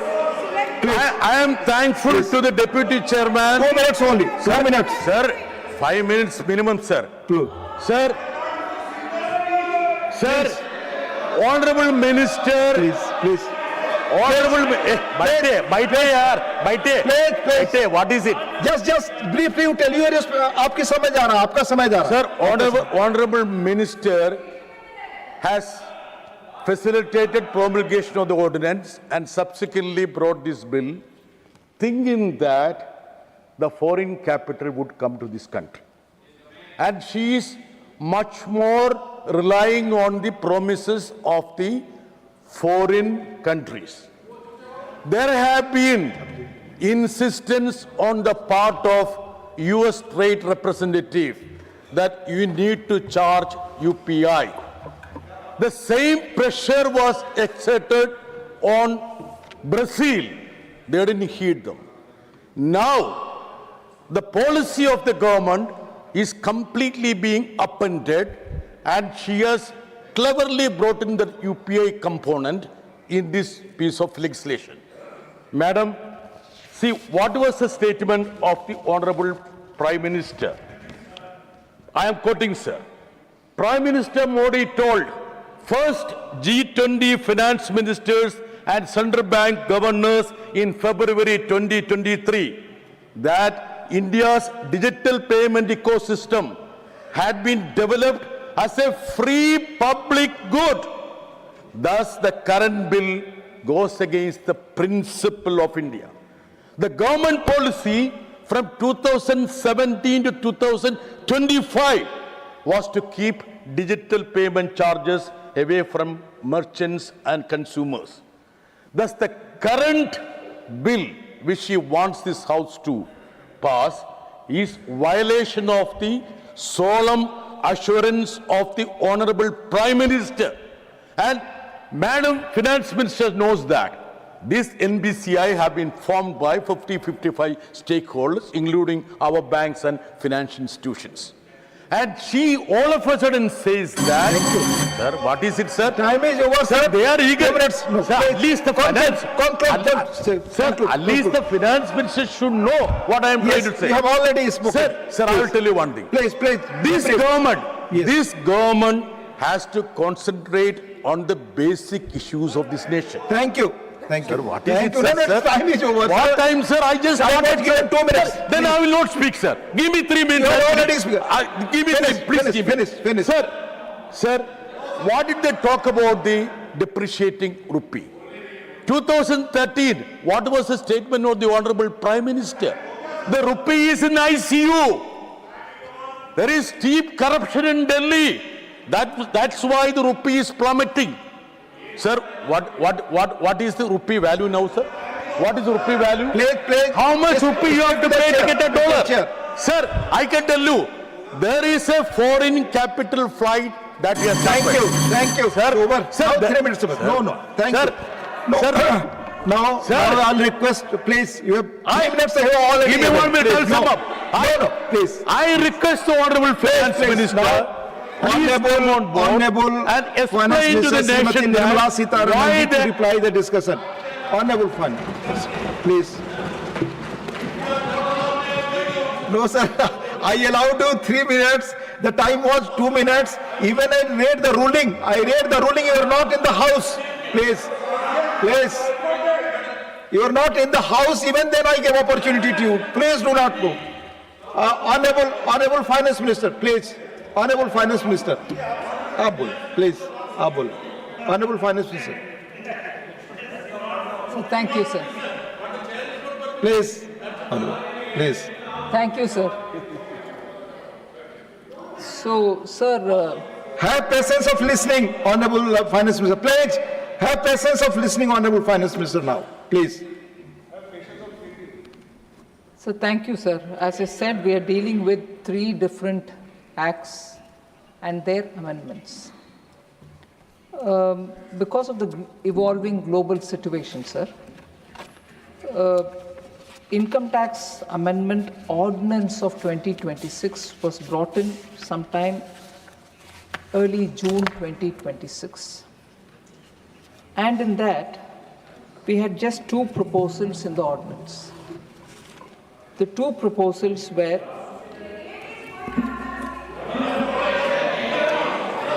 please. Once, please, Please, please. Please. Please. Sir, that is, Please. John Brittas can please stay here if he wants to hear one line, sir. Yes, That's I a told you, typical Chair. communist style. Blast everybody with not facts. Twist the facts and do something, and also demand my right, I have to speak, all that. And when actually the replies are going to be given to them point by point, they don't have the courage. Cowards!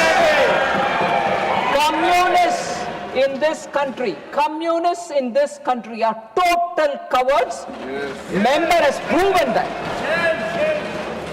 They can't face facts, but they will go on filibustering, making noise. I have a right. They don't have a right to listen. When the reply is given, I feel like saying it's my right to stand up and reply.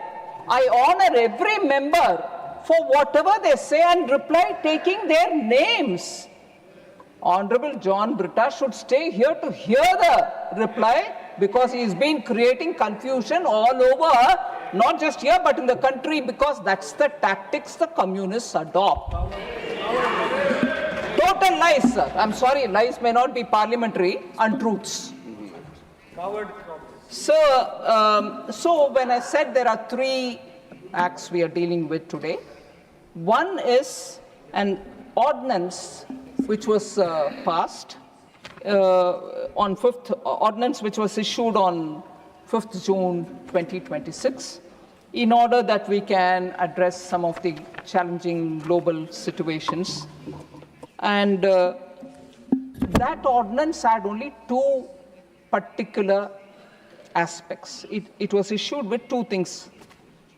First was an exemption of capital gains and interest on investment in G6 to FIIs. So if FIIs were to invest in government securities, they would get exemption of capital gains and also exemption on the tax exemption on the interest for those investments which are made in the G6. So that was one thing on which that ordinance came out.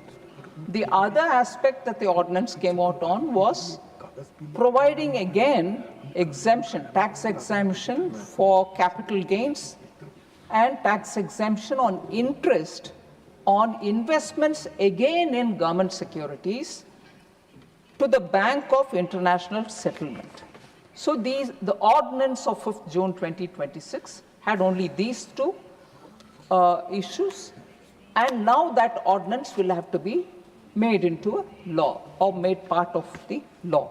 So we are coming with those 2, but we are not coming with just those 2. We are bringing in newer things as well, in addition, that is.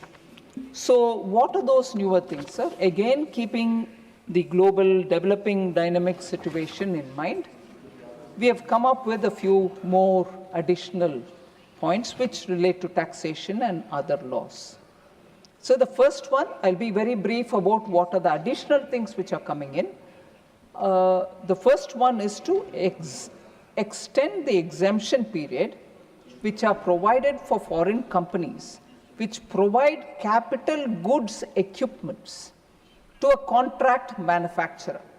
Take an example, sir, of some kind of a commodity which is being produced. But when producing that, they need certain tools or equipments to produce that. Those tools and equipments are not manufactured in this country, but they need that here. They may bring it here, use it here, and once the production is over, it may go back or it may be left behind, because they are specifically made and designed for the production of these kind of tools. So for them, the exemption of tax, the exemption from tax for those equipments which are uniquely for the manufacture of certain things that are produced in this country. So that with some conditions we are allowing that exemption. the conditions, I will just say one or two conditions which have to be satisfied for becoming eligible for those exemption is the ownership of such capital goods or equipment or tools remains with the foreign company. It cannot be transferred to the local company. Such capital goods and equipment or tools is under the control and the direction of the contract manufacturer who's manufacturing in this country. Third, the contract manufacturer should be company resident in India and located in a custom bonded area. And finally, the contract manufacturer produces electronic goods on behalf of a foreign company for a consideration. If he fulfills these conditions, they will be eligible for the tax exemption for those tools, for those machines which come uniquely for manufacturing those items. So what would this do? For instance, some of the items are laptops, all-in-one personal computers and tablets, servers, ultra-small form factor USFF, as they say, sub-assemblies to the finished goods, and so on, sir. So this is aimed at getting larger ecosystem to come into the country so that a specific manufacturing which is now giving good results for India can now get the entire ecosystem to India so that that process of manufacturing is not a one-off item. So many other investments will come for providing additional support to that ecosystem itself and create employment, bring in newer investments and so on. So a larger ecosystem for enabling contract manufacturing for, not limited to, for mobile phones, laptops, personal computers, servers, and related equipments which can be done in India. So that is one of the additional thing over and above the two ordinance-related matter. The amendments are for this. The second one, sir, amendment of conditions of provisions providing exemption to a foreign company procuring data services from a specified data center. So this also comes with a lot of, and this exemption is provided up to the year ending 31st March 2047. Long-term certainty so that investments come. These are big ticket investments. They have to come with a certain certainty which can be provided to them. They also have a lot of such conditions. Now, what is the outcome that we're expecting by bringing this? The outcome that I'm expecting is to provide ease of doing business for companies, providing cloud services by way of procuring data center services in India. The amendment is also expected to enable much larger ecosystem, again, of Indian data centers, providing data center services to a foreign company. The reform will enable AI data cities in India and is expected to bring in significant investments for AI data cities in India. Sir, I want to add beyond the language of the Act itself, which I've partly narrated, that there is an apprehension that this is only for foreign companies. These kind of exemptions are not going to be available for Indian companies. It's not true at all, sir. I want to explain how. This will enable, sir, current data centers to expand their footprints and services for foreign cloud service providers. There are foreign cloud service providers, but there are very many Indian companies providing services to them. They also get covered. This will have the impact of large-scale expansion and setting up of hyperscale data centers in India. Also, the investments, the assets, this is a very critical and important point, sir. The investment, the assets, the employment, and also the profits which will rest with Indian companies on account of data center reforms. I repeat that line, sir. The investment, the assets, the employment, and also the profit will rest with Indian companies on account of the data center reforms. Another point, sir. The reseller entity of this foreign cloud service provider will also be an Indian entity. These taxes shall also come to India back again and will expand the reseller ecosystem. The exemption to the foreign cloud service provider is given till 2047 because data center is a long gestation asset and long working life. Investor makes heavy investment and in turn seeks certainty of tax treatment. So it is not just for foreign companies. In fact, the Indian company ecosystem can expand because of this exemptions that we are giving. Third, sir, other than the two which come along with the ordinance which have to be made into a law, the additions that we are making, the third addition is exemption to foreign mining company engaged in the business of selling rough diamonds. I can't see member Vikramjit Sawhney, who spoke elaborately on this point.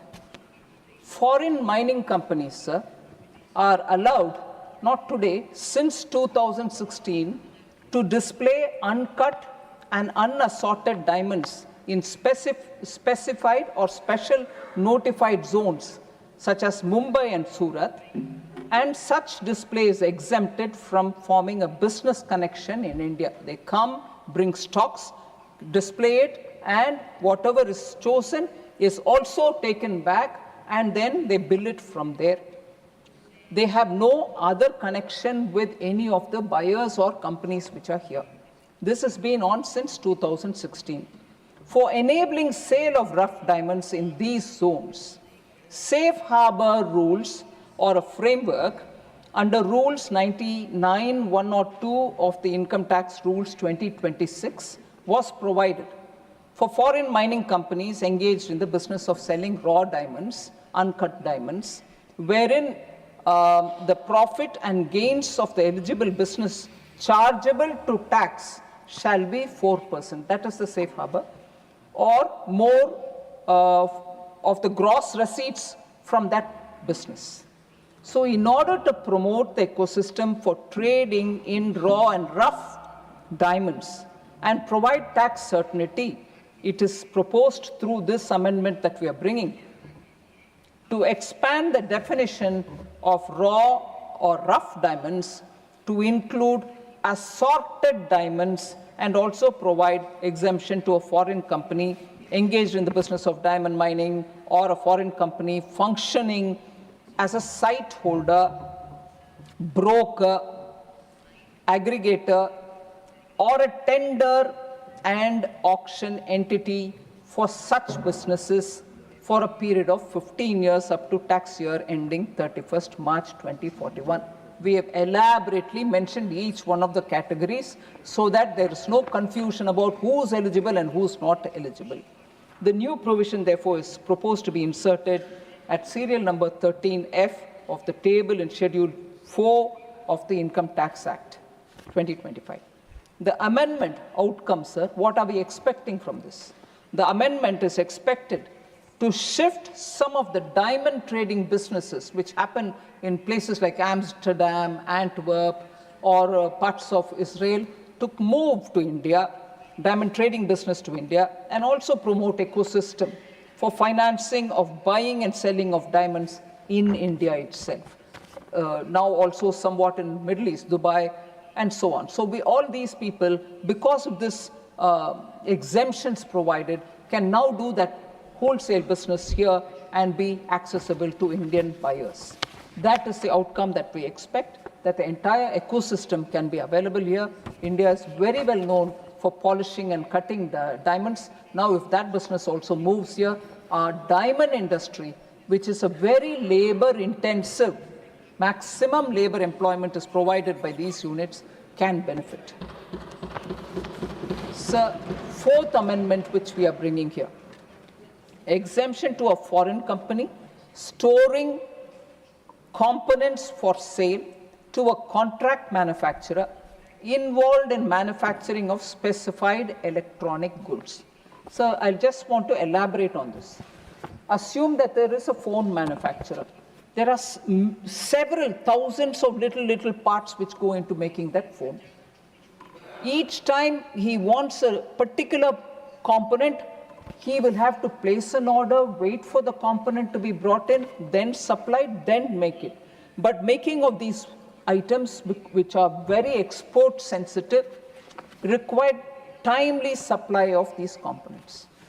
There is no way in which you can expedite the supply if you have to each time import it.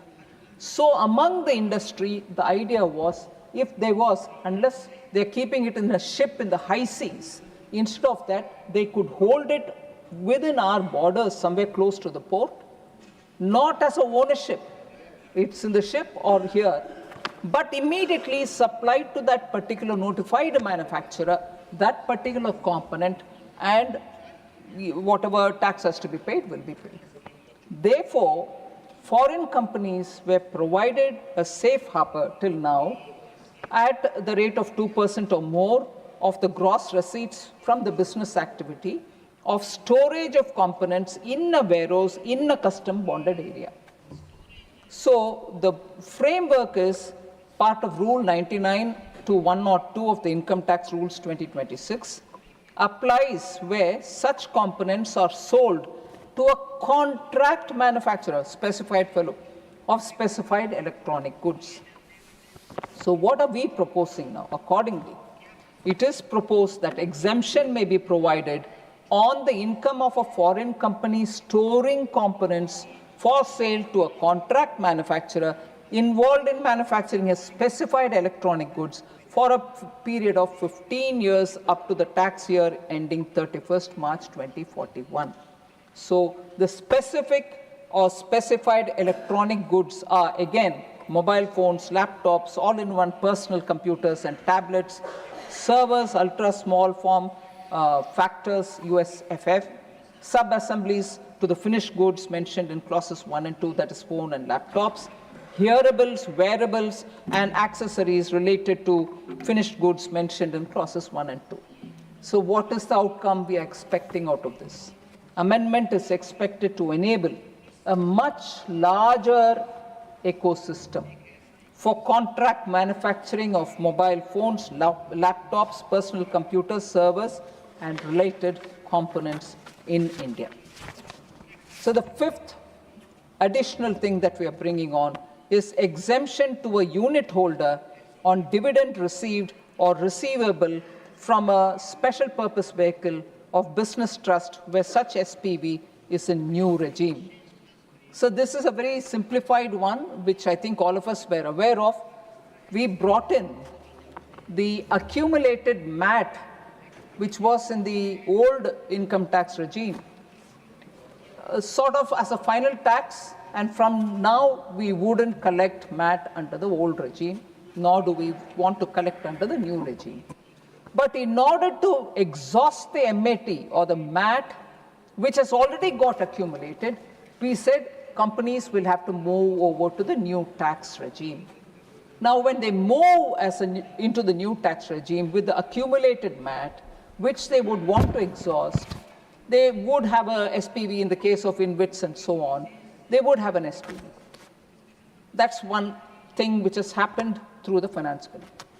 In the new income tax regime, sir, we don't allow any exemptions, which is well known to everybody. But because people are moving into the new regime with accumulated MAT, they have to exhaust it. Then what happens is, if they pass the dividend from their hand to the unit holder, because it's all units which come together, InvIT is a set of units, Ratus is a set of units. Unit holder is an individual. When they pay the dividend in the new tax regime, these dividend receivers, unit holders, will be subject to tax. So that is inconsistent with the practice which existed in the old regime. So when they have come here to exhaust their MAT, if they are exhausting their MAT, the dividend payable we are now exempting for in the hands of the unit holder, who's an individual. So the SPV of a business trust may also have to move to the new tax regime, either to avoid final MAT tax in the old regime or to avail accumulated MAT credit in the new regime, which is what I explained. So this will lead to unit holders losing the exemption on dividend income, which is why we are giving the exemption to the unit holder. What would this be as an outcome? The amendment is expected to further boost investments in real estate and infrastructure through business trusts, because we are making it consistent. So the sixth one and the last one is over and above the two which were part of the ordinance. The sixth one is relaxation of conditions for eligible investment funds where an eligible fund manager relocates into India. So this is a very interesting case, because as per 9(2) of the Income Tax Act 2025, income is deemed to accrue or arise in India if it accrues or arises directly or indirectly through or from any asset or source of income in India, or any property in India, or any business connection in India, or transfer of capital assets situated in India. Now, when all this is so completely India, there are cases where a fund operates outside, but the fund manager is located in India. In order to exempt such cases, several conditions have been prescribed in respect of an eligible investment fund and also the fund manager. Presently, there are 13 conditions for the eligible investment fund and 4 conditions for the fund manager. Some of these conditions stand relaxed in IFSA. However, there have been persistent representations from the industry to rationalize the said conditions so that fund managers could relocate to India. So, Schedule 1 of the Income Tax Act of 2025, sir, is proposed to be amended. So that's the amendment, the sixth one, to relax the conditions for being an eligible investment fund. It has been proposed to reduce the number of such conditions from 13 at present to only 5 conditions to rationalize the said conditions.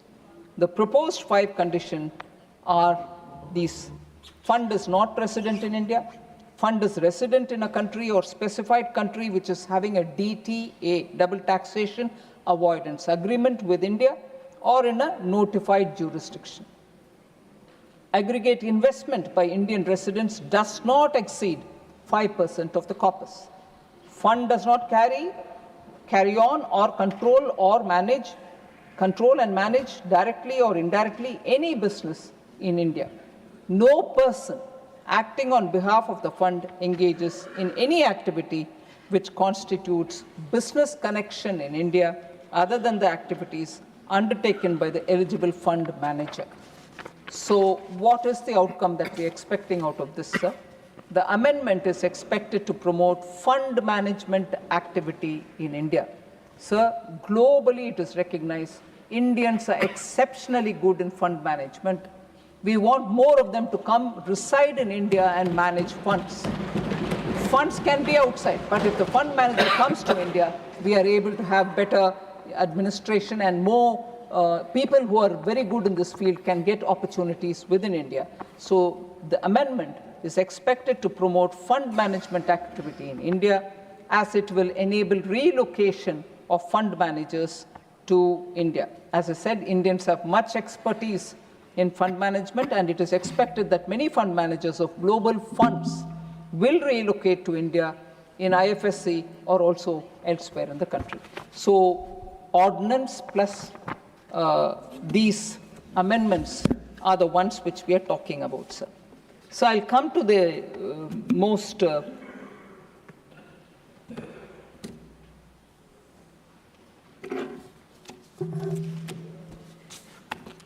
discussed and debated points, sir. On the UPI, First of all, what does this amendment do about the UPI? So the Taxation and Other Laws Amendment Bill, as we call this Bill 2026, which has been passed by the Lok Sabha, which is now being discussed here, proposes to amend Section 10A of the Payment and Settlement Systems Act 2007. The amendment is an enabling provision. It does not impose any tax or transaction charge on UPI users. Let this be clear. It enables the government to specify through notification the electronic payment modes that will continue to receive statutory protection against charges. So I'd like to read that again. The enabling provision that we are bringing in today does not impose any tax or transaction charge on UPI users. It enables the government to specify through notification the electronic payment modes that will continue to receive statutory protection against charges. Once the bill is passed in Parliament, the UPI and Services Steering Committee, headed by the National Payments Corporation of India, will consider and decide whether any MDR should be introduced, and if so, its scope and structure. So that is the committee which will have to see what is the scope of anything now that the enabling provision allows them. Therefore, no MDR framework has yet been finalized. Let's take that as the first step. I'll also, before I come to the specifics, want to say experience from Visa and MasterCard. Electronic merchants routinely pay MDR of around 1.5% to 2% or plus more than 2% on credit cards and up to 0.90% on debit cards today too. Yet major retailers generally do not add a separate charge to the customers. So you have these charges on the businesses, but they don't charge separately on the customers. Instead, they actively promote card usage through discounts and EMI offers. For instance, I'm taking names just for us to understand. Amazon, Flipkart, Chroma, Reliance Digital, Vijay Sales, etc. On a 10,000 rupees or up to 1 lakh purchase, you'll typically find them following on credit and debit cards, instant bank discounts, no-cost EMI options, additional cashback offers, or exchange bonuses. The merchant is already bearing payment acceptance cost because digital payments help drive higher sales and large ticket sizes. A vast number of electronic purchases are financed through EMI in one form or the other. Customers often choose a card specifically because of EMI and issuer-funded offers. UPI is currently the least attractive option in this category, even with zero MDR.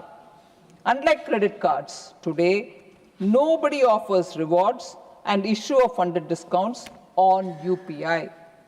The sustainable revenue stream can actually enable more innovations such as merchant issuer offers on UPI. So just so that we talk comparably, sir, merchant or payment acceptance charges are used in several major faster payment ecosystems. Australia, sir, up to Australian dollar 0.3 per transaction or 0.50% per transaction. Brazil, about which our honorable member John Britta said, Brazil example. Brazil has 0.22% to 0.33%. I'm giving an indicative charge. Brazil has charges. China, which they'll feel very close towards, approximately 0.40%. I don't know if he'll be able to shout at Beijing, hey, we follow you. Why are you charging on NDR? Are you anti-people? China does it, it's all right. But China has charged. Indonesia, 0.30%. Japan, US dollar, 1 or 1.49, flat amount. South Korea, 0.72 to 1.99%. South Africa, approximately 0.4%, capped at 30 rand, which is the South African currency. Singapore has 1.30%. Thailand has up to 10 baht, which is their currency. US, 0.5%. Now, come to our today's situation, about which a lot of members spoke. Feeling strongly about it, sir, I want to say. Will consumers pay any UPI charge? No. UPI has remained free for consumers since its launch, and every Indian will continue to make this instant digital payment without paying a transaction charge. Sir, I want to just, क्योंकि बहुत सारे members Hindi में बताए, मेरा हिंदी थोड़ा कमज़ोर है, फिर भी मैं बोलना चाहती हूँ.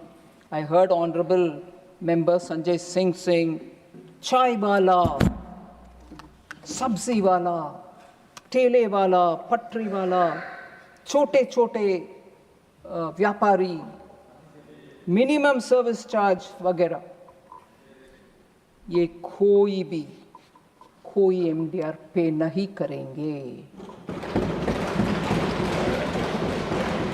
चाय वाले के ऊपर, सब्जी वाले के ऊपर, ठेले वाले के ऊपर, पटरी वाले के ऊपर एमडीआर चार्ज नहीं लगेगी.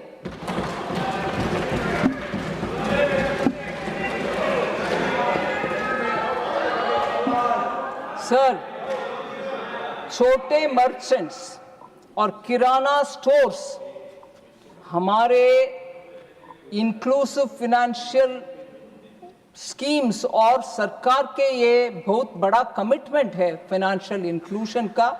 Small merchants remain central to UPI's inclusive growth. उनके ऊपर हम कोई एमडीआर लगाने वाले नहीं है, इरादा नहीं है.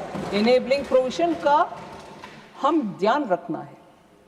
Any future MDR will apply only to a limited category of merchant transactions above a certain prescribed high threshold. The vast majority of merchant transactions, including ordinary low-value transactions, will continue to remain free. इसीलिए मैं उसी शब्दों को repeat करना चाहती हूँ. चाय वाला, रेडी पटरी वाला, छोटे दुकानदार, उनके ऊपर एमडीआर लगाने वाले नहीं है.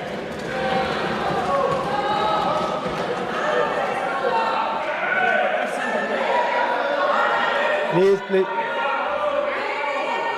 सर, ये बात हमारे कम्युनिस्ट दोस्तों के लिए अच्छा गाना जैसे मीठा मीठा लगने वाले थे, मगर वो नहीं है अभी.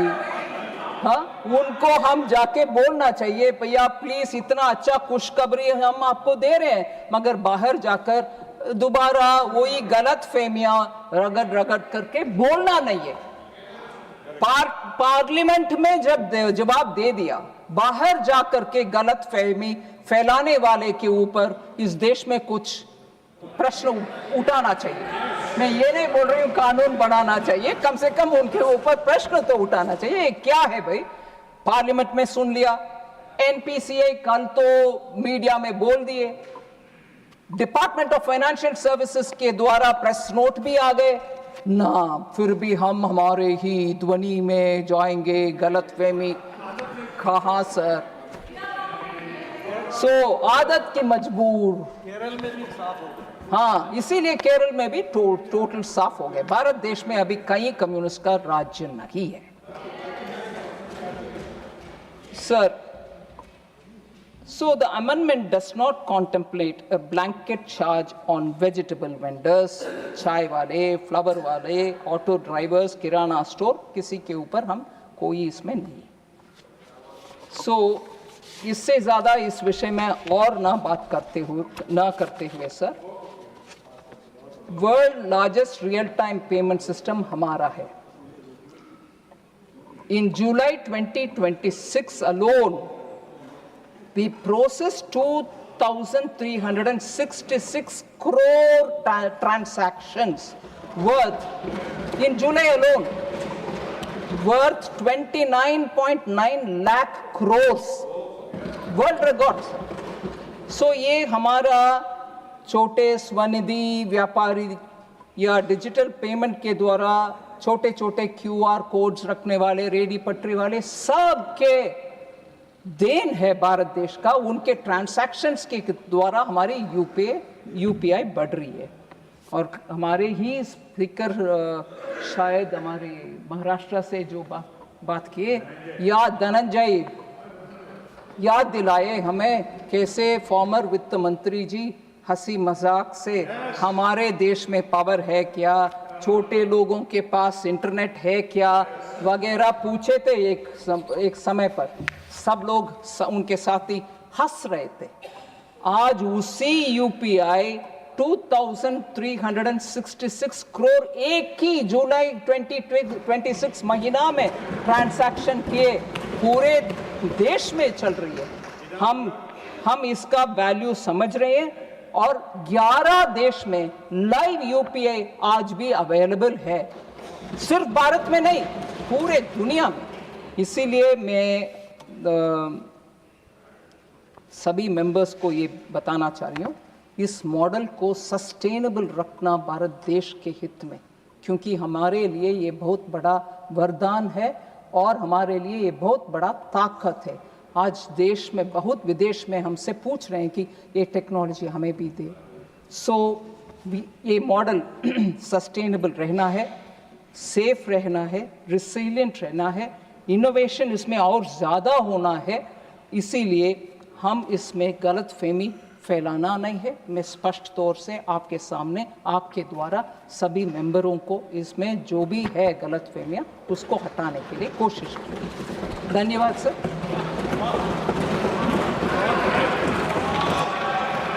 माननीय सदस्यगण, नो यहाँ नहीं है.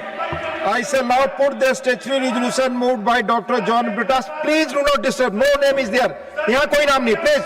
I shall now put the statutory resolution moved by Dr. John Britas to vote. The question is that this House, again I'll repeat, I shall now put the statutory resolution moved by Dr. John Britas to vote. The question is that this House disapproves of the Income Tax Amendment Ordinance 2026, number 2 of the 2026, promulgated by the President on 5/6/2026. Those in favor will please say aye. Those against will please say no. I think the noes have it, the noes have it, the noes have it. The statutory resolution is negative.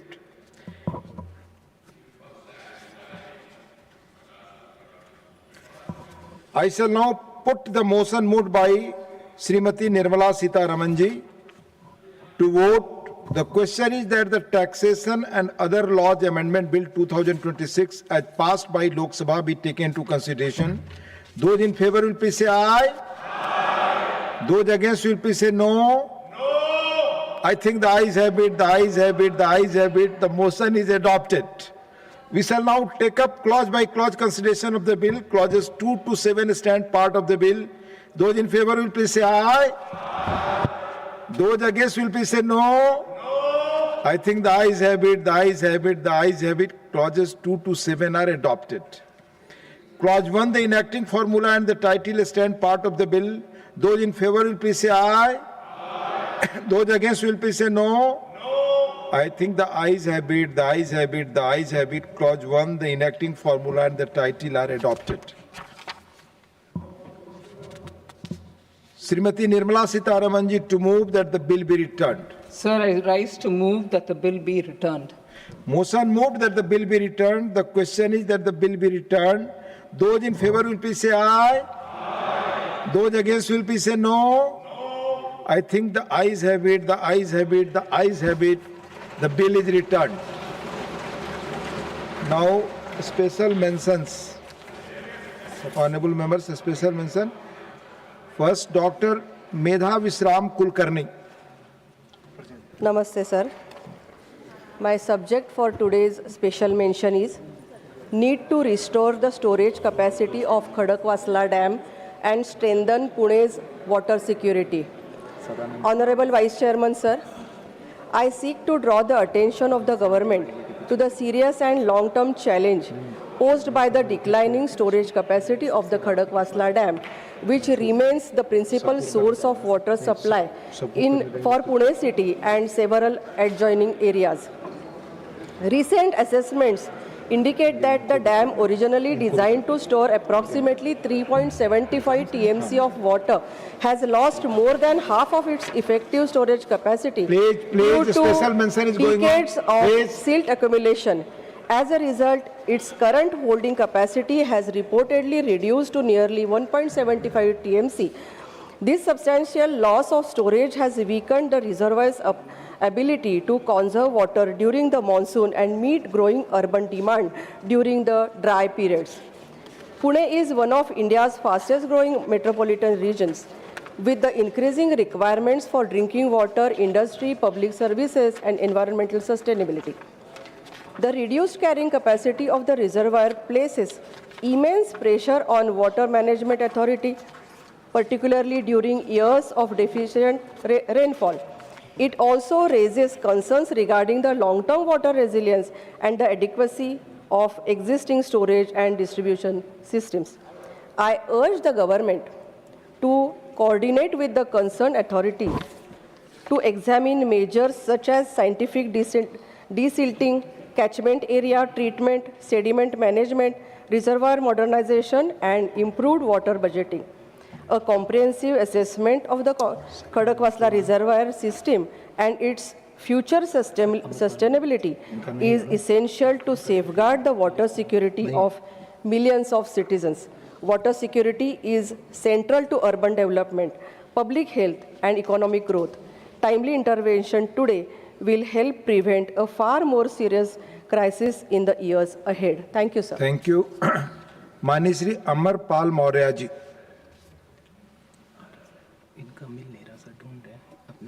धन्यवाद.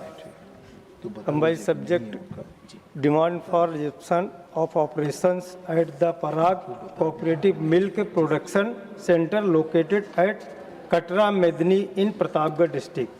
महोदय, मैं सरकार का ध्यान उत्तर प्रदेश के जनपद प्रतापगढ़ की नगर पंचायत कटरा मेदनी स्थित पराग सहकारी दुग्ध उत्पादन केंद्र की ओर आकर्षित करना चाहता हूं. यह दुग्ध संकलन केंद्र कभी क्षेत्र के दुग्ध उत्पादक किसानों की आजीविका का महत्वपूर्ण आधार था. पराग डेयरी द्वारा सहकारी समितियों के माध्यम से गांव-गांव छोटे-छोटे दुग्ध संकलन केंद्र स्थापित किए गए थे, जहां से किसानों का दूध कटरा मेदनी स्थित मुख्य केंद्र पर एकत्रित होकर आगे प्रसंस्करण हेतु भेजा जाता था. इस व्यवस्था से स्थानीय किसानों को अपने उत्पाद का उचित मूल्य एवं नियमित आय प्राप्त होती थी, किंतु यह दुग्ध संकलन केंद्र 3 साल से पूर्णतः बंद हो गया है. वर्तमान में केंद्र पर सभी मशीनें निष्क्रिय पड़ी हैं एवं सार्वजनिक परिसंपत्तियों का कोई उपयोग नहीं हो रहा है. इस केंद्र से लगभग 20,000 किसानों को लाभ मिलता था तथा अनेक परिवारों की आजीविका इससे जुड़ी हुई थी. अतः मैं सरकार से आग्रह करता हूं कि किसानों के लंबित भुगतान एवं अनियमितताओं की समीक्षा की जाए तथा कटरा मेदनी स्थित पराग सहकारी दुग्ध उत्पादन केंद्र को आधुनिक सुविधाओं के साथ पुनः संचालित करने हेतु आवश्यक वित्तीय एवं प्रशासनिक कदम उठाए जाएं, जिससे क्षेत्र के दुग्ध उत्पादक किसानों की आय में वृद्धि हो तथा ग्रामीण दुग्ध सहकारिता को पुनर्जीवित किया जा सके. बहुत बहुत धन्यवाद. धन्यवाद. माननीय doctor Anil Sukhdev Rai Bonde. Thank you, sir. Sir, subject is need for policy to combat antimicrobial resistance. Sir, I seek to bring to the attention of the government the growing threat of antimicrobial resistance resistance, a silent pandemic that is weakening our ability to treat common infections and threatening the very foundation of modern medicine. India is among the world's highest consumer of antibiotics. Misuse and overuse in both humans and animals, over-the-counter access, and the poor waste management has made many infections harder and more expensive to treat. In 2021, India recorded an estimated 267,000 deaths directly attributable to AMR, with nearly 1 million associated deaths, ranking 57th globally in antimicrobial resistance mortality. This growing resistance means longer hospital stays, higher treatment cost, and increased mortality, particularly among older adults. It also poses serious risk to the surgeries, cancer therapies, and intensive care, where effective antibiotics are essential. While our Modi government, India has launched the National Action Plan on AMR2, challenges remains. Poor surveillance, weak cross-sector coordination, unchecked antibiotic use in agriculture and animal husbandry, and inadequate public awareness. I urge the government to ensure implementation of NAP AMR 2.0 with dedicated funding, strict regulation of antibiotic sale, and public education campaigns. We must treat antibiotics as a shared national resource, not as a routine consumer good. Timely action on AMR is not just a health necessity, it is national development imperative. Thank you, sir. Thank you. माननीय सदस्यगण, approved text ही आप पढ़ें। माननीय श्री मोहम्मद नदीमुल हक, not present. माननीय श्री सुजीत कुमार जी, माननीय Sujit Kumar ji. Thank you, Deputy Chairman, sir. Through my special mention, I seek to bring to the attention of the government on the need to establish a national climate observatory in Bhubaneswar, Odisha, under the patronage of premier scientific institutions such as the Ministry of Earth Sciences, or within the long-term ecological observatories, that is LTEO in brief, program under the Ministry of Environment, Forest and Climate Change. Sir, Bhubaneswar lies close to the Bay of Bengal coast and serves as a strategic hub for scientific research, education and policy in eastern India. The city is proximate to critical coastal ecosystems including the Lake of Chilika, which is the country's first Ramsar site and largest brackish water lagoon, and is increasingly exposed to climate-related stress such as sea level rise, cyclones, salinity intrusion, and shifting ecological patterns.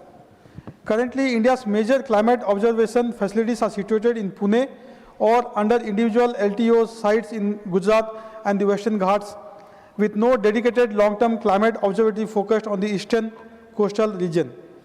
Sir, a national climate observatory in Bhubaneswar would fill this critical gap, strengthening the country's capacity to monitor climate-sensitive coastal and lagoon ecosystems.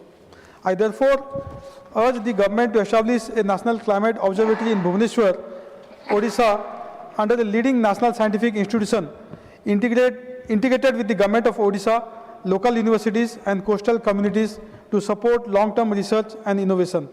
The observatory would advance research on sea level change, salinity, biodiversity, fisheries, and atmospheric processes, and generate climate data to inform policy and disaster preparedness, and create skilled employment opportunities in oceanography, ecology, and data sciences for the youth of the country. Thank you.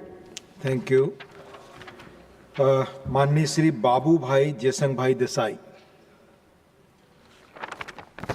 माननीय अध्यक्ष महोदय, monsoon के दौरान राष्ट्रीय राजमार्गों, flyover की सुरक्षा सुनिश्चित करने की आवश्यकता की ओर ध्यान आकर्षित करता हूं।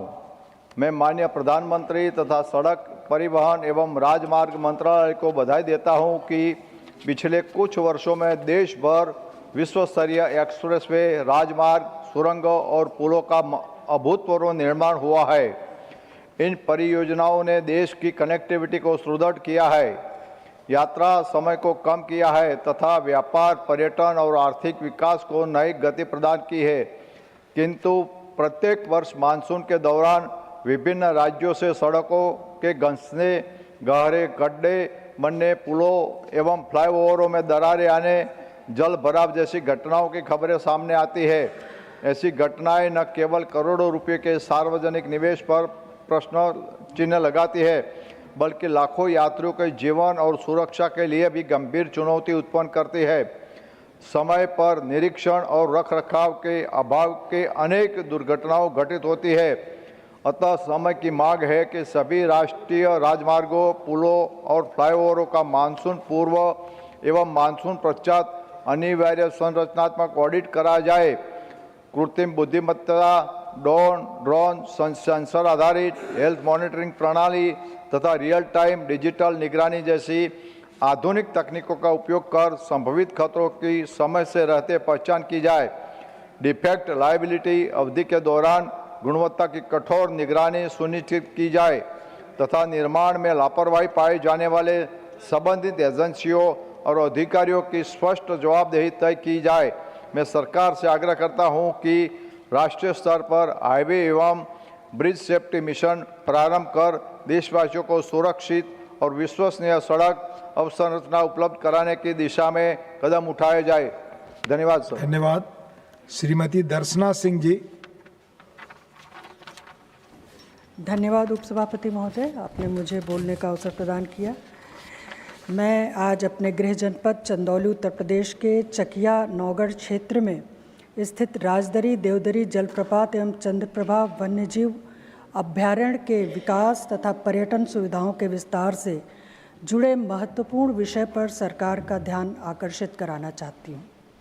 महोदय, विंध्य पर्वत श्रृंखलाओं और चंद्रप्रभा नदी से घिरा यह क्षेत्र अपनी अद्भुत प्राकृतिक सुंदरता, घने वनों और समृद्ध जैव विविधता के लिए जाना जाता है। यह वही ऐतिहासिक भूमि है जिसकी पृष्ठभूमि पर आदरणीय देवकी नंदन खत्री जी ने चंद्रकांता की रचना की। आज इस क्षेत्र में पर्यटकों की संख्या लगातार बढ़ रही है और सरकार द्वारा नेचर सेंटर, ऑडिटोरियम तथा कॉटेज जैसी आधारभूत सुविधाएं विकसित की गई हैं। अब आवश्यकता है कि इन सुविधाओं का विस्तार कर उन्हें अधिक प्रभावी और उपयोगी बनाया जाए।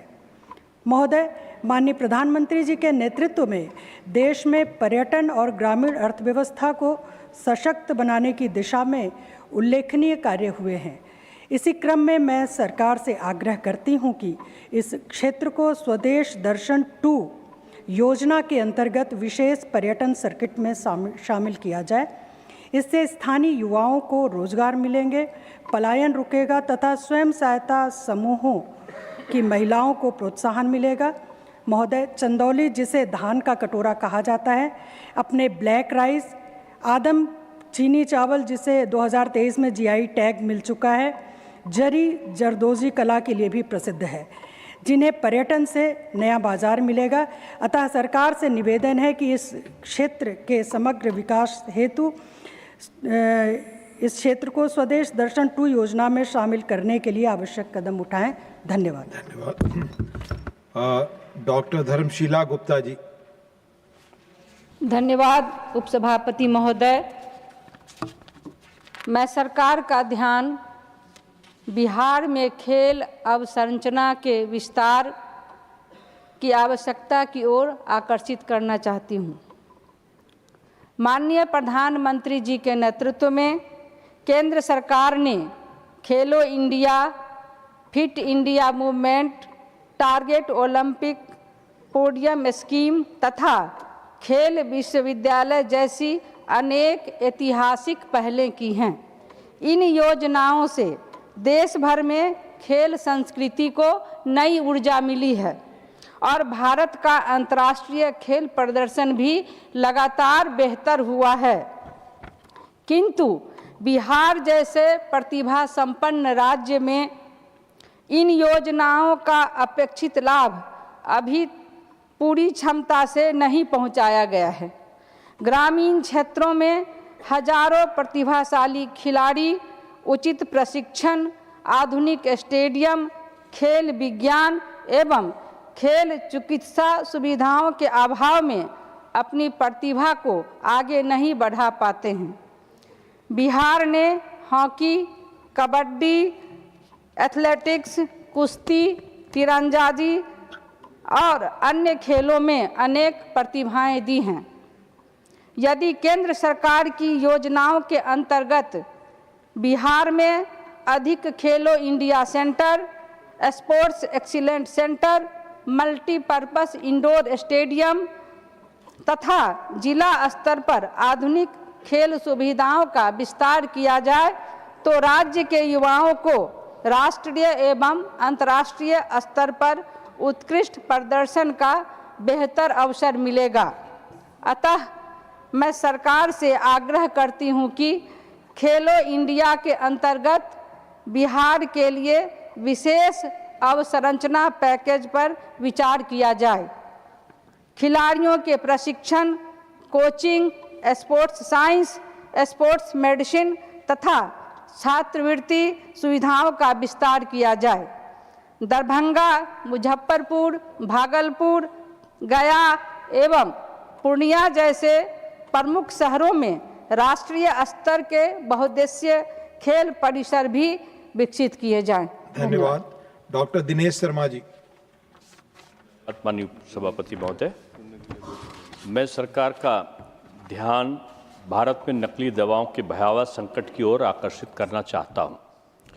यह केवल धोखाधड़ी या चोरी का मामला नहीं बल्कि संगठित अपराध का जाल है जो हमारे नागरिकों के जीवन और राष्ट्रीय अर्थव्यवस्था दोनों को गंभीर क्षति पहुंचा रहा है। विभिन्न अध्ययनों के अनुसार भारतीय दवा कंपनियों को प्रतिवर्ष लगभग 4 से 5% का राजस्व आर्थिक नुकसान नकली दवाओं के कारण हो रहा है, जो लगभग 1 लाख करोड़ रुपए के आसपास है, जिसमें फार्मास्यूटिकल क्षेत्र सबसे अधिक प्रभावित है। पिछले 10 वर्षों में 32,000 से अधिक दवा नमूने गुणवत्ता परीक्षण में फेल हुए हैं। इन आंकड़ों के पीछे वे अनगिनत मरीज हैं जिनकी जान नकली दवाओं ने ली और जिन्हें इसका पता तक नहीं चला। नकली दवाओं का व्यापार एक संगठित अपराध से जुड़ा है। अक्सर यह देखा गया है कि यह वही नेटवर्क है जो अन्य अवैध व्यापारों से भी जुड़े रहते हैं। यह एक जघन्य अपराध के साथ साथ देश की प्रतिष्ठा और वैध फार्मा निर्यात पर भी गंभीर प्रश्न चिन्ह लगा रहे हैं। महोदय, मेरी स्पष्ट मांग है कि नकली दवाओं के पूरे नेटवर्क को संगठित अपराध की श्रेणी में कानूनी रूप से परिभाषित किया जाए। जिस भी स्थान, फैक्ट्री, गोदाम, लैब या किराए की इमारत का उपयोग नकली दवा निर्माण के लिए किया गया हो, उसे तत्काल रूप से जब्त किया जाए। नियामक संस्थाओं की जवाबदेही तय हो और उन पर कठोरतम कार्रवाई की जाए। धन्यवाद।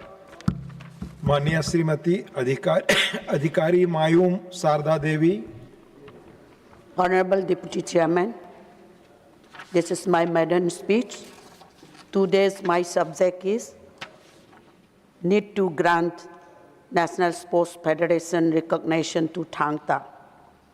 I seek to draw the attention of government to need for granting National Sports Federation recognition to Thangta, one of India's oldest indigenous martial arts and a proud symbol of cultural and sporting heritage.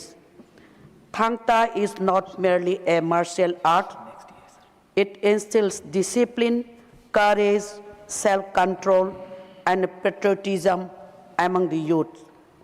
Over the past 3 decades, it has evolved into a modern competitive sport with 31 affiliated state and union territories units regular, national, Asian, and world championships, and participation in 24 countries. It has already been included in Khelo India, School Games Federation of India, and All India Inter-University Championship. I sincerely appreciate Government of India's sustained efforts to strengthen sports in the Northeast through the National Sports University, Khelo India Infrastructure Project, National Center of Excellence in Manipur, and the annual Khelo India Northeast Games. The Honorable Prime Minister has also recognized Thang Ta, an important indigenous sports of India. Granting National Sports Federation recognition would be a natural progression of this vision. Manipur is steadily moving towards peace through continuous efforts of central and state governments. As rehabilitation and resettlement of internally displaced families continue. National Sports Federation recognition for Thang Ta can serve as a powerful instrument of youth engagement, employment generation, social harmony, and national integration, while preserving an invaluable part of India's heritage.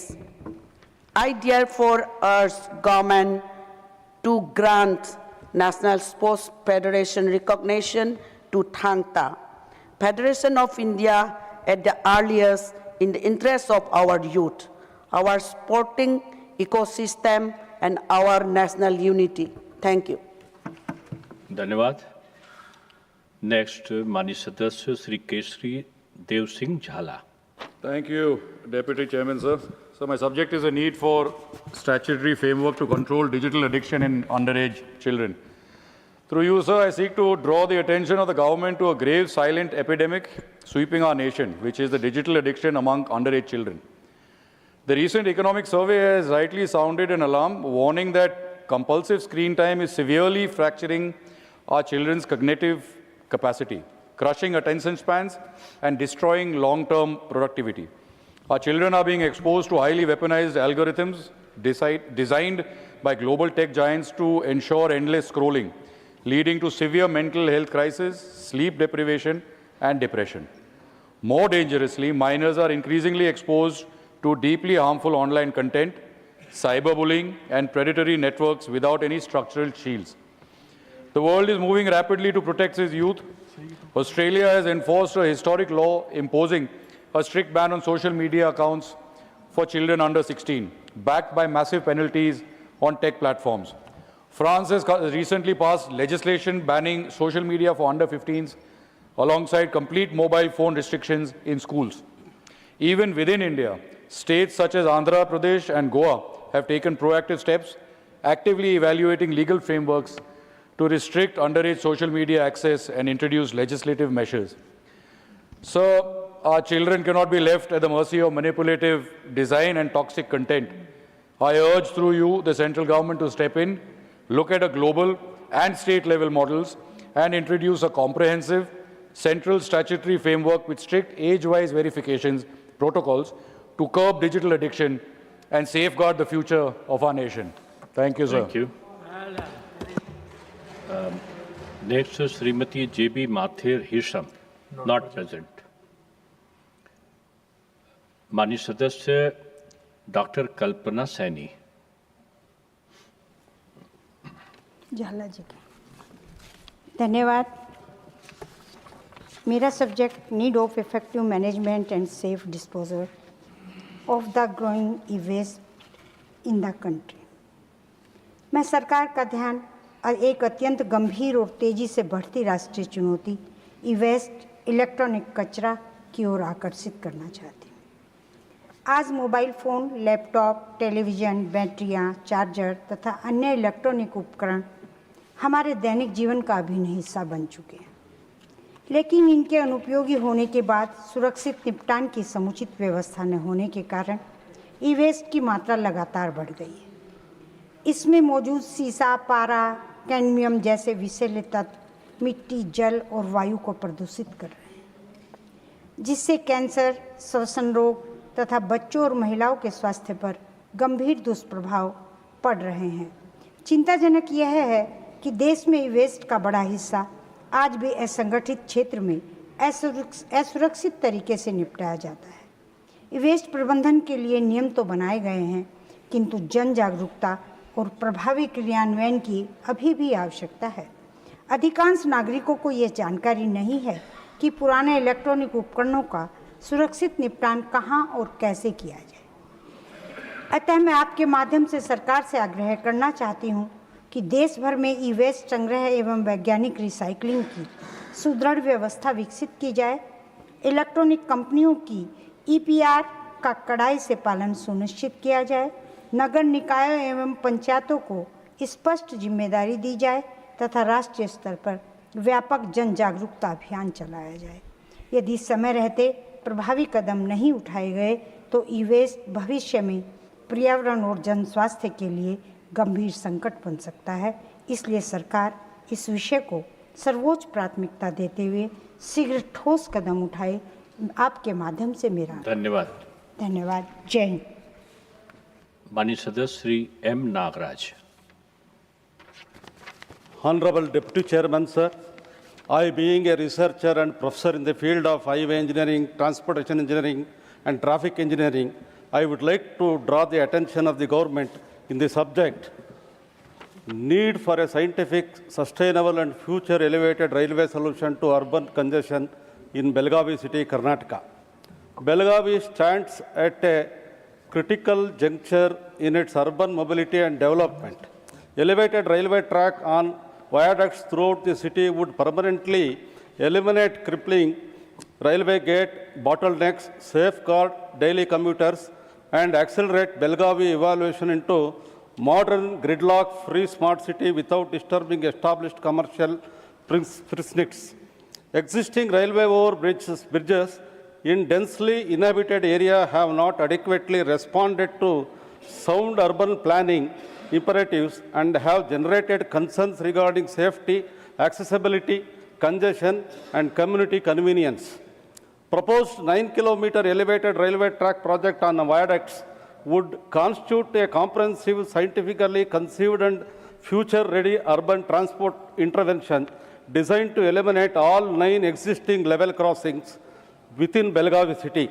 It would reduce ground-level disruption and dependence upon intrusive ROBs, enhance public safety, ensure unhindered movement of ambulances and emergency services, facilitate heavy vehicle mobility, strengthen long-term infrastructure planning and strategic connectivity, improve accessibility and urban aesthetics, enable urban renewal and economical revitalization, preserve the environment, protect Belgavi's cultural and heritage sensitivity. Successful precedents demonstrate practicability. The Kurukshetra elevated railway track was undertaken to bypass 5 manned level crossing in central Kurukshetra, while the proposed Mandhana-Anvarganj elevated railway corridor in Kanpur seeks to eliminate numerous level crossings. This project is not merely an infrastructural intervention, but a decisive commitment to improving citizens' quality of life amid increasing population and vehicular density. With the visionary leadership and foresight of Honorable Prime Minister, I earnestly urge the government to consider and sanction the elevated railway track project on viaducts across Belgavi city. Thank you, sir. Thank you. Dhanyavad. Next, माननीय सदस्य Shrimati Rekha Sharma. Thank you, Deputy Chairman, sir. So I seek to draw attention of the government towards the immense opportunities available for the women in India's rapidly expanding green energy economy. Under the visionary leadership of Honorable Prime Minister, India has emerged as one of the world's leading nations in renewable energy deployment and clean energy transition. Ambitious initiatives such as PM Surya Grah, Muft Bijli Yojana, the National Green Hydrogen Mission, and the accelerated adoption of electric mobility are creating new avenues for employment, entrepreneurship, and skill development. As the country advances toward its clean energy goals, there is a significant opportunity to increase the participation of women in emerging sectors such as solar installation and maintenance, electric vehicle servicing, battery management, renewable energy enterprises, and clean technology services. Targeted skill development programs, industry partnership, and entrepreneurship support can enable women, particularly those from rural and semi-urban areas, to become active contributors to this transformation. Several women-led self-help groups across the country have already demonstrated remarkable success in adopting clean energy solutions and community-based enterprises. Building upon these encouraging examples, a focused national effort to promote women's participation in the green energy workforce would further strengthen the vision of women-led development and inclusive growth.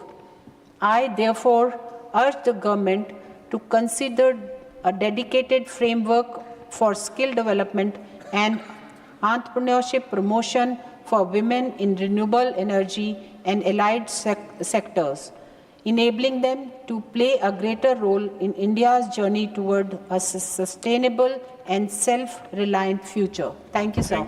Thank you. माननीय सदस्य doctor Satish Poonia ji, not present. माननीय सदस्य Shri Chaudhary Mohammad Ramzan, not present. माननीय सदस्य श्री महेंद्र भट्ट,